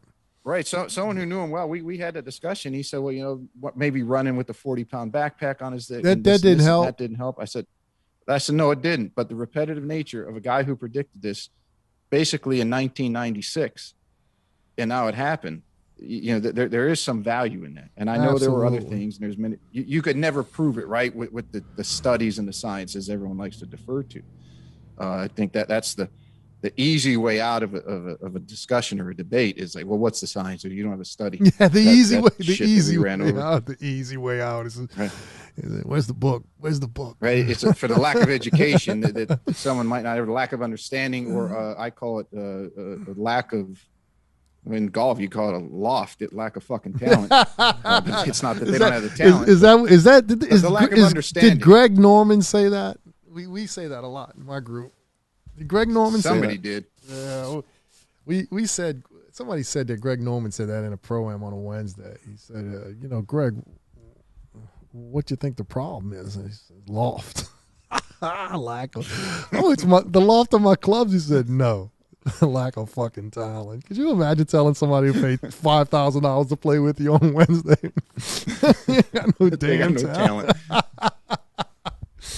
You know, I sent you that picture of that homemade chalk, so to speak, that I got. I love the homemade. We tell people, say, man, if you can't afford branded GOATA slope devices, go to Home Depot and buy, the door stoppers. Go try to buy a little piece of slant board where the slope is at the mathematics. Just get started on your recode. Just get started. You don't have to have them cool GOATA boards, but they look nice. These are rugged. Yeah, they're these cool. are the Caesar chairs we sit on. We put a big sticker on them because there's big 2 screws that go in, and it's a 4x4, and we pitch them at the angle so we can sit at the mathematics. Do those go off different sizes for different people? We haven't started that yet, but I've asked the guys to change the size. Longer necks for beginners and shorter necks for advanced. We are growing with the market, so we're not trying to invest the market.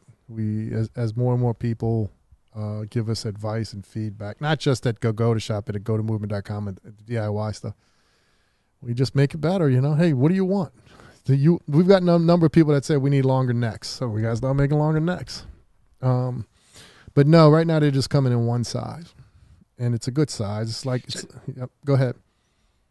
Let me ask you about some of your other product, like you guys got the chalks, you got the, and one I want to ask you, the difference between the 11-degree slant and the 22.5-degree slant, outside of being 11 1/4. Outside of being half, and then that when being I half. When I first started using the inside ankle bone high straight feet technology, I just noticed that those patterns we talked about earlier, which is people are severely front chain dominant, people are severely in a wide stance, the ankles dropped a decade before, and what happens is the foot itself has a shape, a posture like the human body. I got a 37-year-old son, and his navicular bone was on the ground 4 years ago, and he finally started to listen to me 4 years ago, and he's got now he's got an arch. Now he's got an arch, and he can do things, and he's got a sailboat. He works for the company. He's in the marketing department, and he's like, "Hey, Dad, I got an arch." And I'm like, "Yeah, But the posture of the foot had to change, and it took him 4 years to now he's pain-free again, and he's feeling great. He's even thinking about running. I'm like, why don't you just work on your feet for another 2 or 3 years? Let's get them to look like regular feet. If you're a runner, you better look like a runner. Your feet better work." He's like, "All right, Dad." He listens now, but I guess he's seen some of the light. The point is, back to the boards, that as a corrective exercise coach I cut my teeth with Pete Egoscue's work. And by the way, I love the Egoscue method, and I would never say anything bad about it other than when it comes to forward locomotive behavior, come over here by us. I started to realize that the shape of the foot, when you're in a wide stance for a decade, it gets distorted. So it needed to be recoded. But in the meantime, I wanted to get people out of pain and walk well. So what I did was I started putting them up on the slopes to get the inside ankle bone high, because it wasn't enough for me to put the ankles in the gyroscope collinear alignment column. The feet had changed shape, so I would put them on the slopes, and then you'd see the smile come on people's faces. That's reason number one. The second reason why I needed the 22.5-degree slope, half of that is the 11.5, and then of course the 6.75. The 11 1/4 is people like me, old big guys, or some people come to Mother Earth slightly hypomobile. That just means this: I'm kind of a stiff guy. And I noticed that I couldn't get into the main pose, which is the ass to ground squat. I couldn't get into it on normal ground. I couldn't get into it with the chucks. I couldn't get into it on 6.7 degree. Those are the athletic slope boards. I couldn't get into it on the 11s, 11.50s, and I just went to the 22, the 11 1/4. I went to the 22s, and I dropped right down into a squat. So I started to give that to all my stiffer athletes. I said, see, you still need the stimulus of the squat. So why not get some support, train the athlete into their wheelhouse with some in corrective exercise, we call that modifying. So it was just my way of modifying. And then it turned into super performance training later on down the line. So the less slope you use, the more it becomes recoding, and the more it goes into what we call pressure wave training. Pressure wave training is training to be a badass, training to hit the golf ball 330 carry. So there's recode. Recode is when you're putting your body back together. And then there's pressure wave training. That's when you're trying to train people to be a badass inside the mat. And then there's what's called maintenancing, and that's kind of like what I do. And we got the GOATA Universe coming out, which is going to replace GOATAMovement.com, and people are going to be able to come in and work out with us. We'll have we have a little bit for everybody. You know, if you're a 55-year-old guy, you want to play golf 4 days a week and walk like a champ, you'll come into the universe and you'll find me. And, you know, if you find me, you're going to find 22 and a half degree slant boards, because those are the ones I use. But if you do you work towards someone, let's say they're not, or you're doing the recoding, do you work, let's say they got to start at 22, because that's at least they can start to develop the musculature where they need it, and then they graduate down. Correct. Okay. And we don't use the word musculature, we use the word access. So we're trying to access the golden ratio inside those gyroscope joints. When they're not working, we have to go get them to work. We have to go get them to have access. So yeah, start with the 22 and a half, and we bust them in a half, and we hit them with 11 and a quarter, and then we bust them in a half, and we go to 6.75, and then we take the mini fractal, which is the chuck is just a fractal of the 11 quarter degree board. It's just a little baby of it. And then we're just moving it around instead of your whole foot being on a slope device. Now all we got is a little piece of slope device in the back inside part of the heel, the back part of the heel on the inside, the medial side, and it kicks the inside ankle bone high. It's just a beautiful little piece of equipment. If you could buy anything from the GOATA shop, buy GOATA chucks. They're just badass little pieces of plastic molding, and but it's perfect. You know, it's all on the mathematics. And then eventually what I always say is the goal is to not even need slope devices. The indigenous people of the world don't need slope devices. They just GOATAs inside their natural environment. But yeah, you need different slopes depending on the body that's coming to you. And I always say depending on the WOTA that's coming to you. A lot of WOTA, get a 22.5 degree slant board. 225. Yeah, because I've been playing since we talked with just different things. I bought those. I think they came out to 11.5. I think I sent you that close. calculation. It doesn't have to be perfect. Close enough, it right? doesn't have to be perfect. I was using 10-pound plates just to raise the inside part as I was doing some squats and playing with it, so I could have more to talk to you about as it came on the show, and not just going in blind and saying, tell me more about this GOATA stuff. And I'll let you know how that 11.5 degree works with some students as I put that under their right heel, make sure that inside ankle bone stays high through their swing, and how that affects the right hip and right shoulder throughout. Get that ankle working more correct. Follow Nick Pandolina, Panda Golf. Nick reached out to me about 2 years ago, and he was at Q school, and he walked off. We call it DNF in the triathlon community. Basically, he did not finish the week. He was playing bad. His back was killing him. And then he had found me, and he's like, Coach, I think I was a GOATA. Can you look? And I looked at him. I was like, yeah, you still have a lot of the GOATA characteristics. I showed him while his back was hurting, and why he was walking the fairways wrong, because you can't morph into your golf swing. You can't morph. Most people who play golf have to have a left foot that's flared out, because you're coming around a 90-degree turn, and then you're actually going further than 90 degrees. You continue another 22 and a half. So you got to flare that left foot out, or you can really do some damage to the left knee and stuff. So, so I taught him how to walk right and how to run right. And then I said, look, just make sure you use the same spiral concepts in your golf swing. And he teaches golf like you. He's a real good golf teacher. Now he's going to take one more shot at the title. He can hit it 330 carry easy. He's like a 29-year-old guy, 6'4". He's a monster. But it's all there, It's all there. You just got to walk. You can't, if you're in pain, a lot of people think it's the golf swing. It's not the golf swing that's causing you a lot of pain. It's what it does to the way you walk and the way you sleep. And, the way you sit down and eat dinner is what's causing you a lot of pain, because you become so asymmetrical. They got a kid right now on tour. His name is Alex Noren.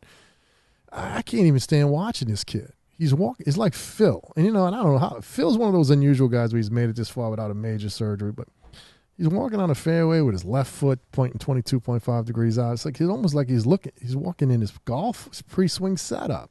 There goes his knee. Give him about, how old is he? 26, 27. Yeah, he's got about another 2 years left, and he's going to fall right off the map. Actually, he's in contention this week, I think. Alex Noren, Swedish guy, I think. Watch him. Terrible walker.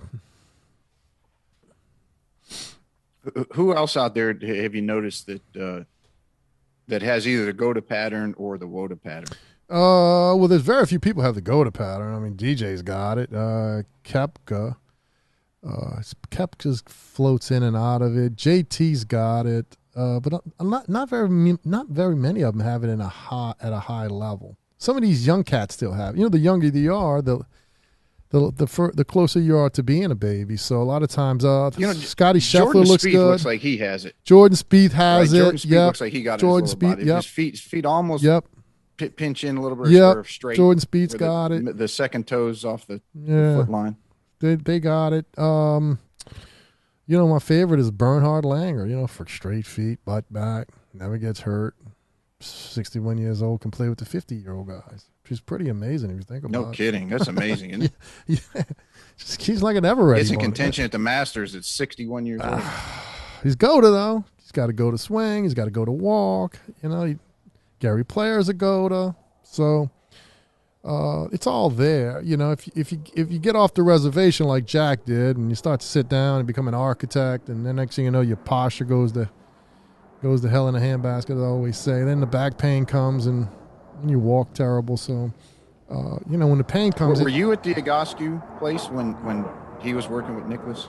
Yeah, I came in right after it. I came in. He ended up having a little cleanup back surgery, but I came in right after that.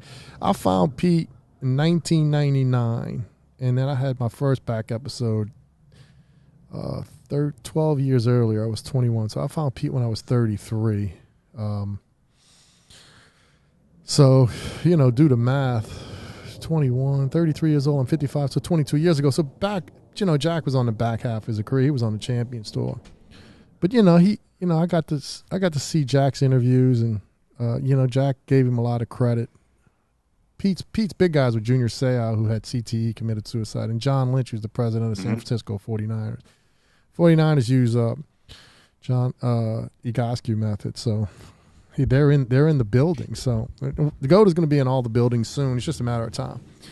But Pete's work, he's brilliant, but it's load-bearing joint concept, so it's physics. It's not energy mathematics. So, and if it, you know, and I always say if it was so great, people like GOATA wouldn't even exist. You know, because I had to keep looking for answers. Like, man, there's some missing pieces here. Let me go find the rest of these pieces. So, you know, I had to continue my journey. But Pete's a good guy. He saved millions and millions of people from the horror show that is joint degradation. I love him to death. I'll love him to the day I die. 23 years later, Pete, I mean, I'm talking about you now. I have never had any neurosurgeon, orthopedic surgeon put a scalpel on my body, ever. And I woke up this morning pain-free, and I felt great. So everything was directly related to what Pete did for me back in 1999 in December. He got me away from WOTA and towards GOATA. And I love those guys.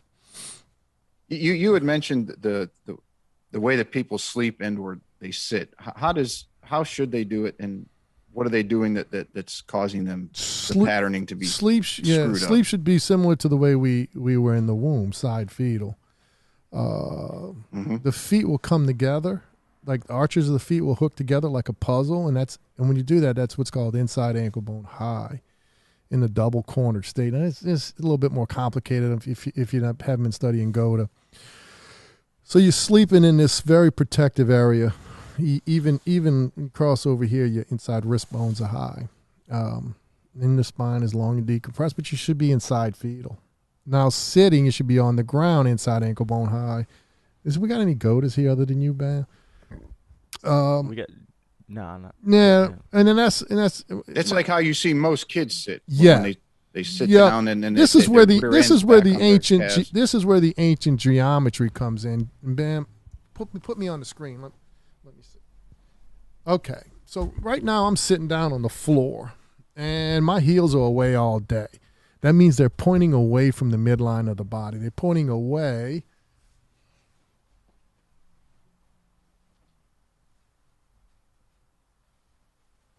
They're pointing away from the midline of the body. And when you're walking through space and when you're running through space, this heel should move away from the body on the same mathematical angle. The reason why nobody could figure it out is because it's a geometrical shape. And because of the way my brain works, because I grew up as a Spanish speaker, and then I had to learn English, and I used to spell everything phonetically, and then I had to learn how to spell everything non-phonetically in the English language. My brain works in these circles. So I could see upside down, inside ankle bone high. I could see it. Nobody else in the world could. Does that make sense? I could see the relationship between how we sit in the mathematical angle of the heel moving away from the body and how we walk and run for 100 years pain-free. I could see it. So I started coaching to it. And because you guys, who I love so much, the golfers of the world, the golf teachers of the world, because y'all introduced me to the V1 golf program in the late 90s, I adopted slow motion video as a hobby. I did it because I loved it. And then when I learned corrective exercise in Pete's work, I just took to slow motion video like water, to a duck's back. I said, I'm going to take corrective exercise. I'm going to put slow motion video all over it. Because Pete worked with static, with Polaroid pictures and stuff back in the 90s. Mm-hmm. And eventually, living in the South and watching these singularities come up to the Gulf, those are called monster hurricanes with big defined eyes. Eventually, my slow motion video skill set and my back that's totally destroyed, and my degree in corrective exercise, and my love for professional sports and golf, and my watching these nasty singularities come up and ruin people's lives called hurricanes. Eventually, I could see what was going on in the human body. The nature of it was the same mathematics as what's going on in a tornado and a hurricane. I could see it, and the mathematics were identical. And I had enough guts to say, I'm coaching to this. And I had to do it first, and I cleaned myself all up and went from a WOTA to a BOTA.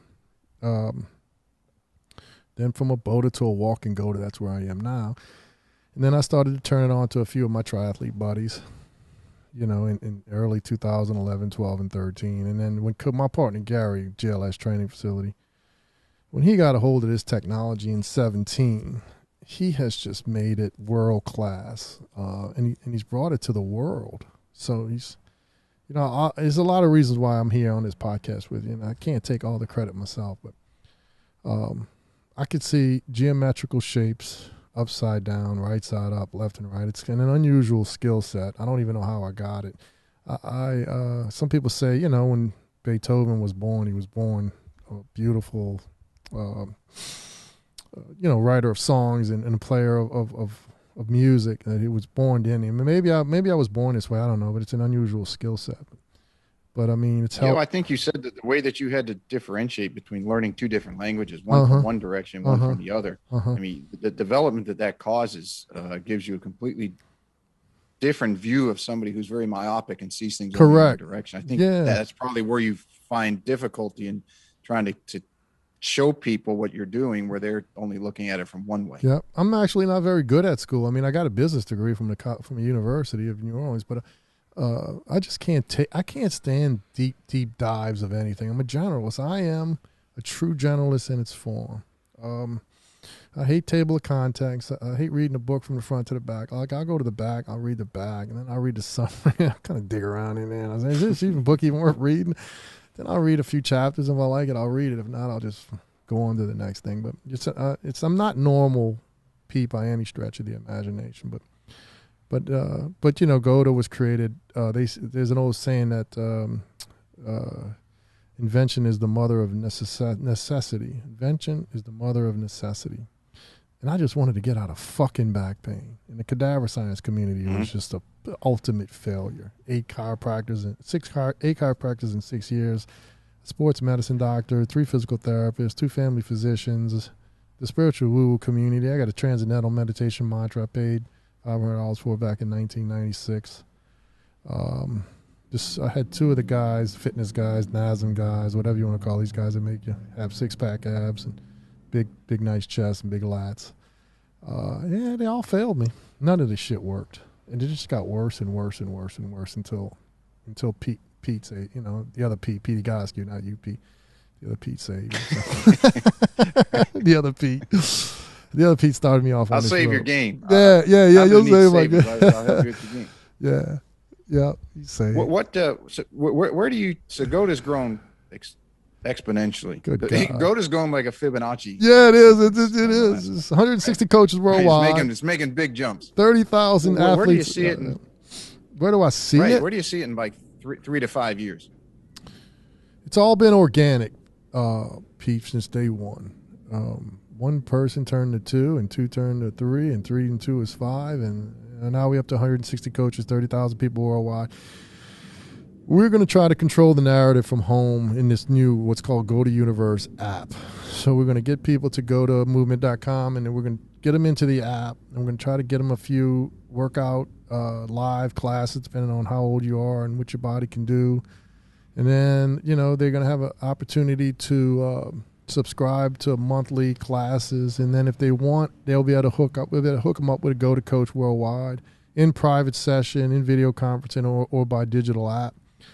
And we're going to have all our modality coaches there. So ping pong coaches will be there for you. If you're a tennis coach, they'll be there for you. We're going to continue to certify people worldwide until academia decides that they have the wrong map, and somebody up there somewhere at Harvard or Yale or Stanford, somebody somewhere is going to have to say, they're going to have to stand on the top of the academia mountain and say, we fucked this thing all up. And these guys, these outliers, these generalists from GOATA, they got it right. They got it right with the new technology called slow motion video 6K. And we have got to reorganize the way we are educating our physiology students, our doctors in biomechanics, our anatomical physiology students, our doctors in physical therapy. We have got to scrap this entire thing and make it where the average human being has their birthright, the anti-fragility birthright for life. We have got to show them how their body works in these concepts, these fractals we call the GOATA fundamentals, and that way we don't have to worry about our joints anymore. We can get on with the rest of our lives, which is, I like to play golf. I like to backpack. I like to do a few sprint triathlons. I like to walk the neighborhood. And I like to do it pain-free, Most people don't really want to work out, if you really talk to them. They want to go play something. People got to get back to playing. So that's where it's going. You had mentioned fractals. Can you just touch on that a little bit so people have a better understanding? Well, fractal is just a baby version of the big thing. So if a mama has a baby, it's a fractal. It's a mini version. And when you see the slope devices and you see the little Chuckies, it's just a mini version of the big Chuckies. When you see the bow, and it's part of the hurricane. It's a part of the bigger thing, or part of the microcosm too. It's just the same.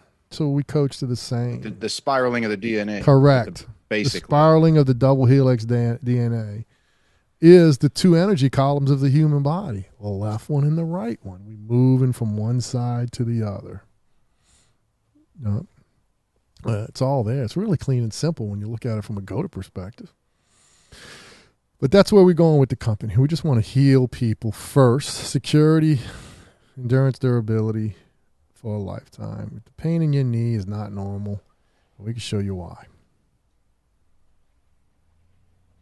If you had to do anything over, would there be anything? Or man, I'm on record. Lessons and go for it. Let's talk about golf for a second, and let's talk about my body first. I lost all my 20s with back pain. I have 3 degenerative discs. I had about 40 back episodes. They're crippling. They put you on the ground for days. You can't pee in a cup the first day. I had spasms that were so bad I wanted to commit suicide. I had a 3-year-old boy I had to raise. It's no fun. No fun. I'm on record as saying that if I just would have had me a GOATA coach when I was 8 years old, 9 years old, if the physical education instructor would have been a GOATA coach, if my middle school wrestling coach, baseball coach would have been a GOATA coach, I would give all this up.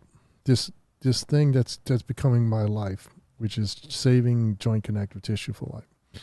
I'd give it all up just to have my 3 discs back, because I missed all my 20s. 13 years of my life I lost in back pain. My friends were climbing mountains and doing ultra marathons and doing Ironman triathlons and playing golf and traveling the world. And I was in bed for 12 years. I would sneeze, have a back episode. I'd be in the mall and my left foot would grab the carpet, have a back episode. And you start to look at our lives and the short little amount of time we're spending on this planet. Good God, Pete, you don't want to be in pain. You don't want to be in the bed watching fucking television for 12 years. You know? Now, talk about golf. I picked up a club when I was 17. I was a 9-handicap golfer. I was pretty good. I could hit a 7-iron 160 with a balata ball dead straight, but I really wasn't a great putter or anything like that. I was just an okay athlete. My brothers are better golfers than I am. Worst thing I ever did was I brought a WOTA body to golf, and then I started lifting weights, destroyed my back. So... But if I had to do all over again, assuming I was GOATA, that's why I wanted to start there. I would try to find a coach who knew GOATA and who knew what I was really good at. I mean, I think I was pretty good at ping pong. A forehand ping pong move would have been perfect for me. And then I would just stick with that one coach and just enjoy being a 7-digit handicapper and try to get good at putting. Because once you got a good swing, you don't want to mess with a swing when you can hit a driver in the middle 270. Just leave it. Don't get greedy. Right. Yeah. I hope that. Right, I hope that answered your question. Yeah, hey, definitely. I mean, everybody. Some people say no. I take my mistakes and I learn from them. It got me to where I am today. And some people say, hey, if I could go back to this point in time, this is what I do different. And, sure. Well, everybody has their own right? journey. It's too short, man. This thing we call life. It's just so fleeting. So, I shouldn't have had to do it I shouldn't have had to lose 12 years of it. I'm not saying that I wasn't doing other things those 12 years, because I did get to build a few companies that gave me the ability to travel the world and find GOATA. I did, my wife, God, the little angel that married me all those years ago, and she still loves me. I got to spend 12 years with her, and I got to watch my son being born. But I did all that in pain. It wasn't worth it, Mm-hmm. It's not fun. Nope. Anyone that's had pain like nope. All right, I know you guys got stuff to do. Man, we don't have anything till 1:30, man. Rapid fire. 1:30. Yeah. Back 9 rapid fire. Go ahead. How's that work? So let's say that your game got really good, and we started working on your game, and I got you to PJ Tour, and you made the Ryder Cup. Ooh, yeah. You got the Ryder Cup walk-up song. You're the first one off on Friday morning. What's going to be your walk-up song? Blast the speakers, Motley Crue. Well, Tommy Lee. Yeah. See, wait, Tommy Lee and Motley Crue. Skydive naked on an aeroplane. Yeah. Skydive naked on an aeroplane. Kickstart my heart. No, kickstart my heart. Kickstart my heart. Kickstart my heart is the one I would pick. All right. If you could pick an emoji for a stamp on your sandwich, what would it be? The one I always put, the 2 little black feet. The 2 little black feet. To stamp on a sandwich? For GOATA. Wait, what was it? To stamp on what? Say that again. If you could put it on your sandwich, or let's say your 7-iron, whatever club you want to stamp it on, any emoji you wanted. Yeah, my 2 little feet. I love the 2 little feet that I put in the 225 comment sections of most people's posts. It just means 225. It's the energy mathematics. So, or the little singularity tornado. I love that one. Mm-hmm. The feet, the double feet. All right. Let's see. Caddyshack or Tin Cup? Caddyshack by a fucking mile. I love Caddyshack. Tin Cup was good. And it was about the struggles of him and his ego, and then the fucking shank always gets us, right? But man, Caddyshack. I've watched 2 movies over 30 times, and one is Shawshank Redemption. And because when I'm watching Shawshank Redemption and I'm watching Andy Dufresne, It's Timothy's actor, Andy Dufresne, and he's breaking out of the prison, and he comes out, and it's on this rainy, stormy, thundery day, and he comes out, and he's looking, and in the background you see the prison, and I just see that as academia. You know, I came out of 12 years of shit, sludge, let down. And I broke out of it, and behind me was academia, and I left academia behind. But the other movie's Caddyshack. I even now I watch Caddyshack, and I'm finding new stuff that I missed the last 30 years. It's just great. The movie's great. I'm just the other day I was watching it again, and Chevy Chase had me on the ground with some of his stuff. And when we're playing golf, all the little audio bites we use are Caddyshack stuff. So love Caddyshack, man. I love the characters, and the Rodney Dangerfield character he just with the hat. Even at the very beginning, they never make another movie. It just started off great, man. He said, "You know how many times somebody like me and you's walked in a golf shop? Give me 3 of those, 4 of those, 5 of those, 6 of those. Man, look at that hat. You get a bowl of soup with that hat. That looks good on you, though, bro." It's just man. Shawshank Redemption is my top favorite movie of all time, and Caddyshack's got to be in my top 5. I just love Caddyshack. Loves Caddyshack. I love all the characters, man. Even Judge Smales. I love Judge Smales. Let's see here. Last book that you read. David Epstein's book, Range. What is the name? Range. How the generalists rule the world. Versus a specialist. Just specialists. And then when I decoded GOATA in 2011, and I was teaching what's called singularity traveling drills, that's how it originally started.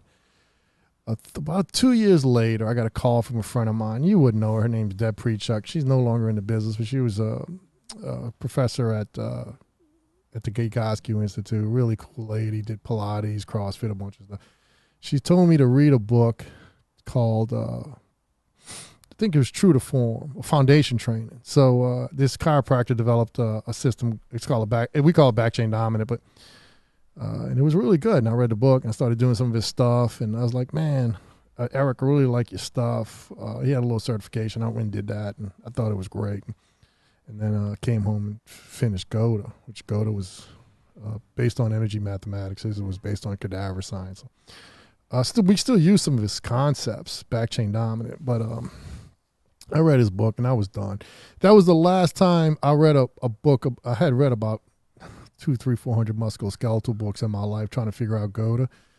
And then when I had it, I always promised myself I would never read it again. I really didn't come to the space for the world. I came to the space to heal my own body. So the minute I had it, and I feel great, and all my friends feel great, and anybody who listens to me feel great, I'm fucking finished with reading biomechanical nonsense. I hate it. I think it's stupid.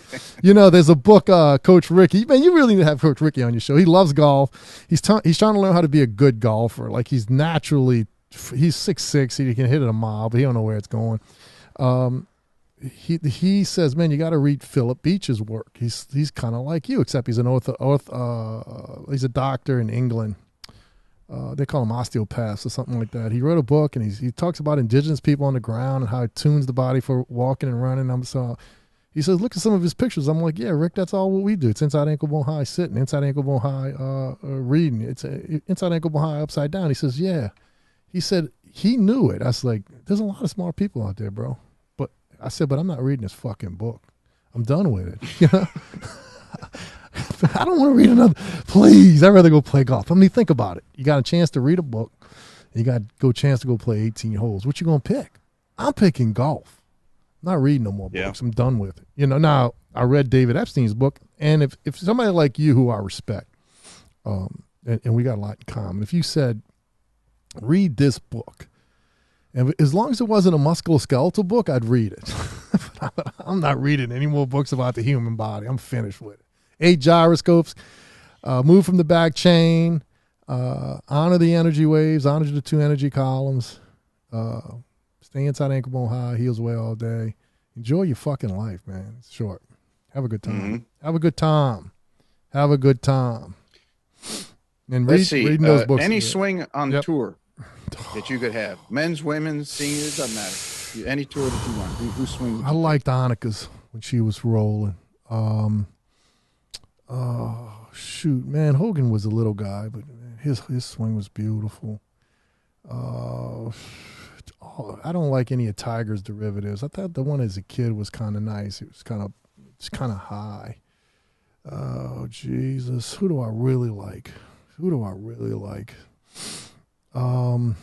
got to tell you, just some of the girls are the best. The ones on the PGA Tour. I think Annika's swing was world class. Did the test of time. I like Jack's swing before it got too. They used to call that back in the day, Pete. It looked like a U. It looked like a U. Tom Kite started. Reverse C. Yeah, I didn't like that, but I liked Jack's swing when he was young. You know whose swing I loved before he started, and I think he started getting side effects of the nervous system disorder in his prime as a child in his early 20s. Seve Ballesteros, the rhythm in his swing was beautiful, and when I and I'm not a golf coach, but when I look at his energy. When I'm looking at his energy when he was in his prime, it was just magical, just beautiful, and and I just think he might have got too clever with his swing, or maybe the nervous system disorder starts a decade before you even realize it. You start to lose the little magic that is homeostasis. You started to lose it. Yeah, especially at that level. You're an elite athlete in the world. And I like DJ's swing too, man. I like DJ's feet. He's got the best feet in the game. So Annika and DJ, probably modern times. I like the guy from the 20s. The guy, he's Bobby Jones. I think Bobby Jones. Yeah, Bobby Jones had one of the greatest swings of all time. Let's see. Dream foursome. Anybody now, historically, anybody you want. You pick 3 other people. Man, I would have loved to play with Jack.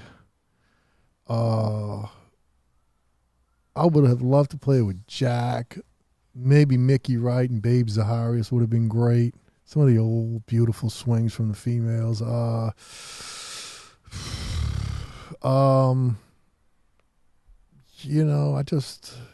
the problem is when you're a guy like me is I kind of go to the beat of my own drum, so I don't have a lot of people. It's not that I don't look up to people and presidents and all that, but kind of like in my own space. You can pick friends of yours if you want. You're forcing. Well, I grew up with 2 brothers. We're both Central American boys, so, man, always when they're in my group, it's the best. There you go. We grew up together, so us 3. No fight, no sibling rivalry, no. Nah, when we were younger, we had sibling rivalries, but I one of the things was I was clever enough to know when I was earlier that they were better athletes than me. So once you become a realist and a generalist like me, you can walk away from your ego. You know people are better than you. And there's nothing you could do about it. There's no amount of lessons. There's no amount of Pro V1Xs with the latest. There's nothing you could do. They just, my brother batted 460 in high school, my older brother. And my little brother scored 48 points in a junior high basketball game. My little brother went 20 for 23 one night, made 8 from the foul line. My big brother batted the second highest percentage as a high school senior in baseball. As a catcher, 457. Only one guy in the city batted higher than him. His name is Will Clark. He's almost in the Hall of Fame. And they were both GOATas, and I was a WOTA. So very early on, when people started picking a 6'1.5" kid to play basketball, my little brother, because he was way better than me, and I was 6'4", and they would pick him before. When you're in a pickup game and somebody gets picked before you, they better than you. When it was obvious then, and you got to get your ego in check sometimes, and they just got better behind-hand coordination than I do, and it's and in the end, what happens when you play great golf like you, Pete? There's things that you have to be athletic about. There's lies that are inclines and declines, ascents and descents. There's sand that changes. Man, you better be an athlete, or you're not going to do well. you better have some eye-hand coordination. But yeah, my brothers are the greatest. They still alive, so I'm very lucky. Good. That's pretty cool. Mm-hmm. Let's see. A couple more. Best course you ever played? There's this little course in Mississippi called the Preserves. And it's, I think the course rating is like 128 or 141. I don't know, but it beats us all like a drum. Even the single-digit handicappers are playing, they shooting in the 90s. It's a nice little course called the Preserves. And Mississippi golf is epic golf, by the way. But I would say that's the one I remember the most. And then I played a few in Alabama that were pretty good. The judge, the senator, and the legislator, Robert Trent Jones courses out there. Those are magnificent. There's a casino north of here in Philadelphia, Mississippi, and they got two courses that are real nice. They're similar to Augusta National. What's the name of those two courses? Dancing Rabbit. So, Dancing Rabbit. And I played the Oaks. They played the Champions Tour event there in Mississippi. So I don't have one that specifically is. I'm waiting for the one. I'm waiting to play Pebble. I really want to play Pebble. Or I want to play the Grand Old Course in St. Andrews, Yeah, Pebble's good. You definitely get there. Yeah. I checked that one off the list. I haven't gotten to St. Andrews yet. Nice. Two more. Let's see. Here's a fun one. Bigger badass, John Wick or the Equalizer? I like John Wick. John Wick. I like John Wick. John Wick had more superpowers, I think. And the Equalizer was more just a clever. He was good with physics and mathematics and formulas and stuff like that. Yeah, if I remember correctly. John Wick just went in and wiped everybody. Yeah. He's great. And he's goated too. He got straight feet, slight bow legs. Yep. All right, the last one. By the way, Bam, I like this. I like this right here. What he's doing to me. He's asking me these questions and he's letting me freestyle. We need to do that in our podcast. What did you call these? He calls it the back nine, but it's what is it, Pete? I call it rapid fire, and I just made it. There's 9, so I just say this is great. This is great. Yeah. So what was the last one? We got more. Right, the last one I give everybody. Golfer, greatest of all time. Jack, no question about it. By a long shot, he stood the test of time.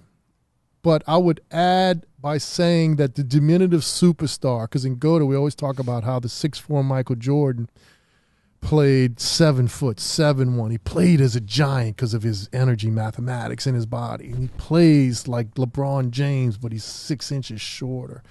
I would say Gary Player by far optimizes genetic material inside the mathematics of GOATA better than any golfer in history at the male level. And I don't really follow the females. I mean, I do enjoy some of the old swings like Mickey Wright, Babe Zaharias, and Annika's. But no question about it. Gary Player optimizes genetic material above and beyond his talents. And Jack just beat everybody like a drum. He's just too badass. Tiger would have been, but he had the wrong map. He worked out incorrectly. He didn't know how to fix his body, and he wrecked the backside of his career. Yeah, I think he got a little bored with golf. I think he was looking for other challenging things. But all you got to do is take some time off. If you take some time off, like 6 months, like look what happened to MJ. His dad died and he got in some trouble, and he was like mentally, he was like, man, I'm done. I've done it all. I was at the top of the mountain. Then he went and played baseball, and like I did with my two brothers, he realized, I ain't really that good at this. And then you realize, I played the game for fun. I played basketball because I loved it. And then being competitive is something I love to do. I need to go back and finish what I started. And he went back and finished. Yeah, let me go back where I'm the best at the most competitive. Just beat the hell out of everybody again. Yep. That's what Jack would do too. I mean, you look at his numbers, and remember, I'm not like you. I'm not a golf pro. My stepbrother Richie's a golf pro and go to golf. And I'm just a guy from the outside who loves the game. But I mean, Jack came in second 18 times. right? Didn't Jack come in second 18 times? No, I think 30-something. That means he was there every time for a major. He was there. He didn't disappear. He didn't make the cut. He didn't fall apart like a 2-bit nickel mop. He went in there. He played to beat the piss out of people. I'll give you a quick Jack story. So 2001 was the first year I went and played pro, and I was just not out of my element, but just over my head. You know, you're a rookie. You're FNG is what we call it. I was a rookie. I was a rookie. Yeah. So I missed Q school first stage. I had a buddy that missed his tour card on back then the Nationwide by like $1,100. So he's got to go to final stage again. And we're down in Bear Lakes down in West Palm. First, back then it was 6 rounds final stage. So we're there like 2 weeks. You got to play practice round a few days, get ready, get used to the area and all that stuff. So one of the days we go over to I can't remember what course is across the street, but we're over there and we go to the 10th hole. He says, come on, let's just go play 9. Well, he runs into Gary Nicholas, and he and Gary had roomed together in Asia. Now hold on, give me the year again. Give me the year again. This was 2001. Okay, so 15 years after Jack was 46 years old and he won the Masters. You guys are there in Palm, and y'all run into his son. Okay, all right, go ahead. I'm with you. Yeah.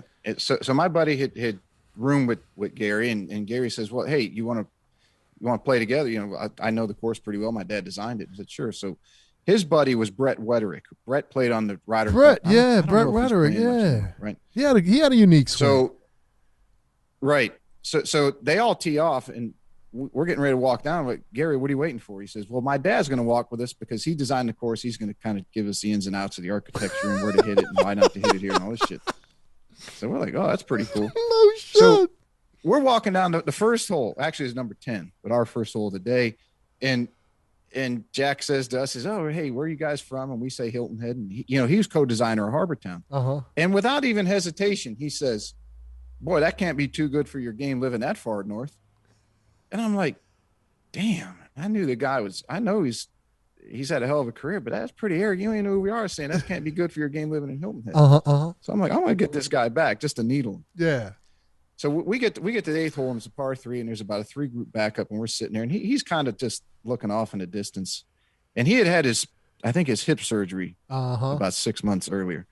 And I said to him, so you thinking of playing some more this year? And he said, yeah, I'll probably play the majors, play a few other tournaments here and there. I said, that's it? He said, yeah, I think I've done enough in my career. I don't have to prove myself anymore. And I got my opening right there. I said, I don't think so. He looked at me. I said, I think you might have to win 1 or 2 more to prove yourself. Yeah. I like and it. I started laughing. He had this look on his face like, who the fuck are you? And I said, I'm just kidding with you, man. I didn't give you a hard time. I didn't get a chance to see him play in his prime because I was born in '66. But man, you got, and let's look at the math here. When I was 17 years old, I picked up the golf club. So that's 1983. And he really wasn't winning then. And he was 43. So in 46, and when he was 46, 1986, I had been playing for 3 years. Me and my brothers we played together every weekend. And man, he shows up, and all the greats are there. Seve was in it. Greg Norman was in it. It was a beautiful Sunday. And Jack was about 4 strokes back. On the back 9. And he started that charge. And we're sitting there in the living room watching Jack, the legend, just make these kids like Greg Norman and Seve, they just pooed in their pants and they fell apart. He started making putts, man, hitting that green on 16. And when he told little Jackie, is that the right one? He said, that's the right one, son. And man, it was just hit that 4 on 16. If we didn't love golf at that point, now we were hooked for life. And then when Tiger came along, I love Tiger. I love Tiger's competitive spirit. I love what he did for the game. He's an amazing guy. I know he got in a little trouble and all, but when he did what he did at 16 at Augusta National, it was about maybe 20 years later in 06, where he holed out from the side When he chipped it up the hill and it rolled all the way back down. Yeah, and then it stopped on the Nike logo. Yeah, come on, he had his negotiation with Nike the next week. You couldn't script that thing. And then they got these two fat guys back there, and they showing them two guys just go crazy in the gallery, and we're going crazy in our house. And I'm really lucky I found the game for a number of reasons. It keeps me out of trouble, you know.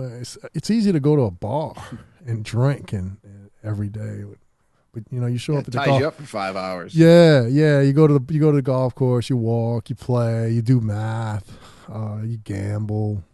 It keeps you a little sharp. You know, it's just a great game, especially if you know how to walk. Especially if you know GOATA. You know GOATA, it's great.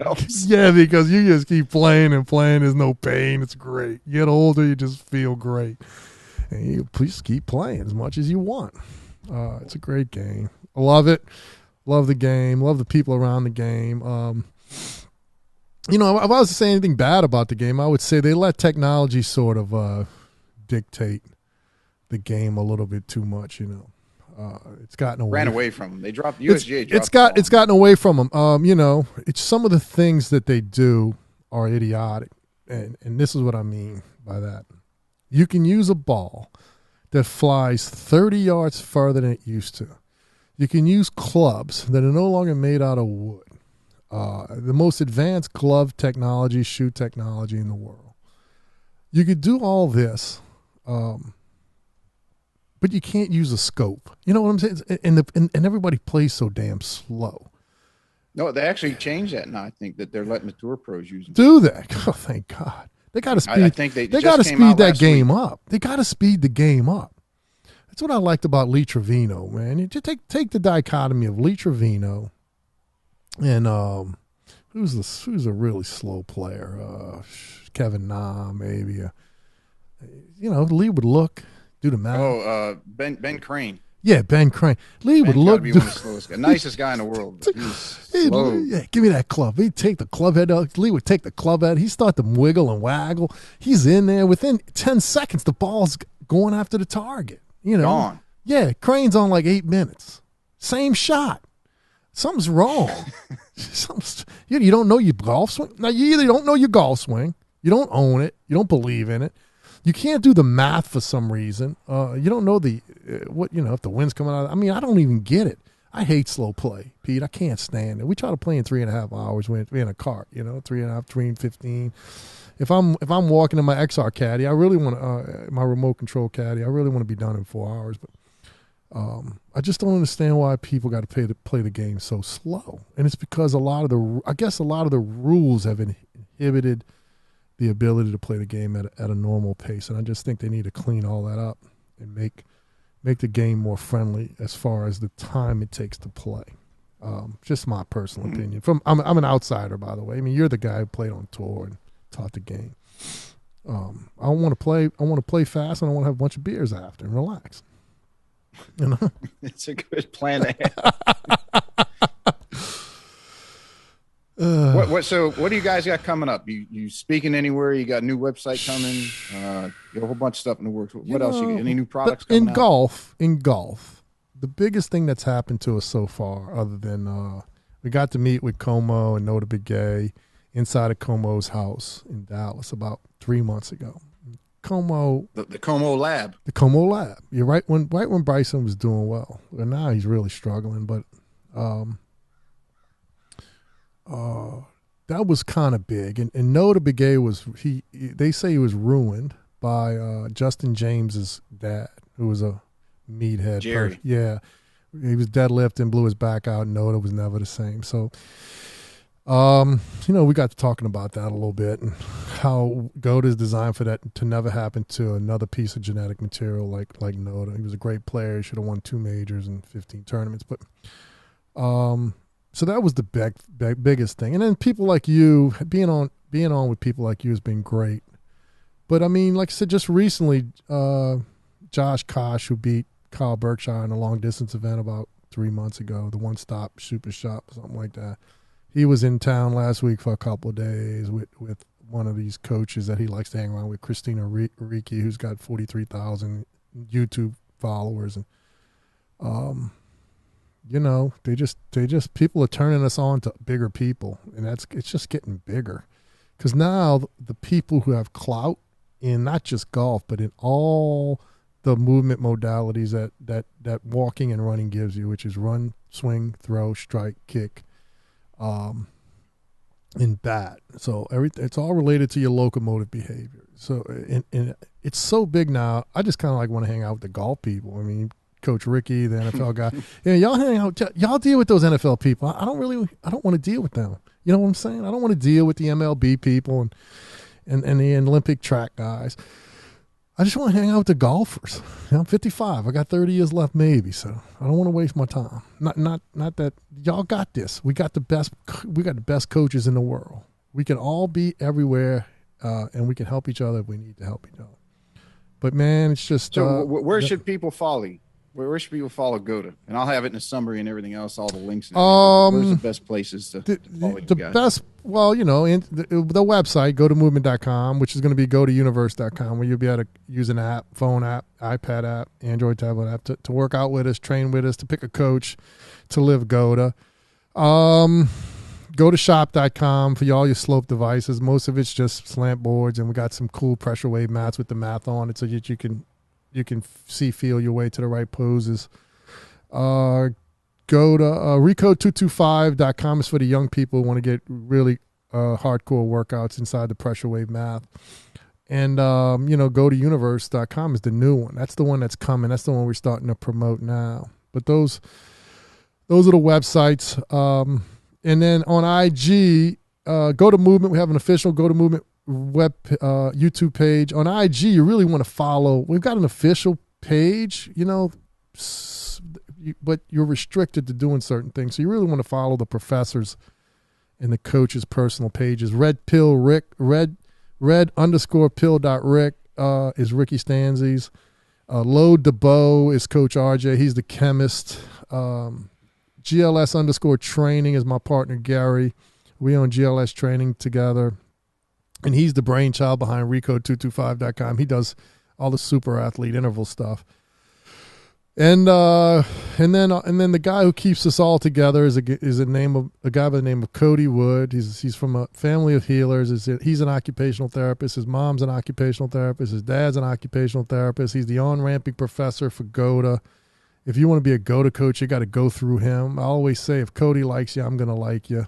He's kind of like me. He's a little pissed off that he was wrecked, and but he's a good guy. And if you're nice to him and you got a good reason why you would want to heal the world, we want you in the GOATA Coaches Hive. So GOATAcoaches.com to find your coach and match yourself up with a coach that has similar interests and hobbies as you.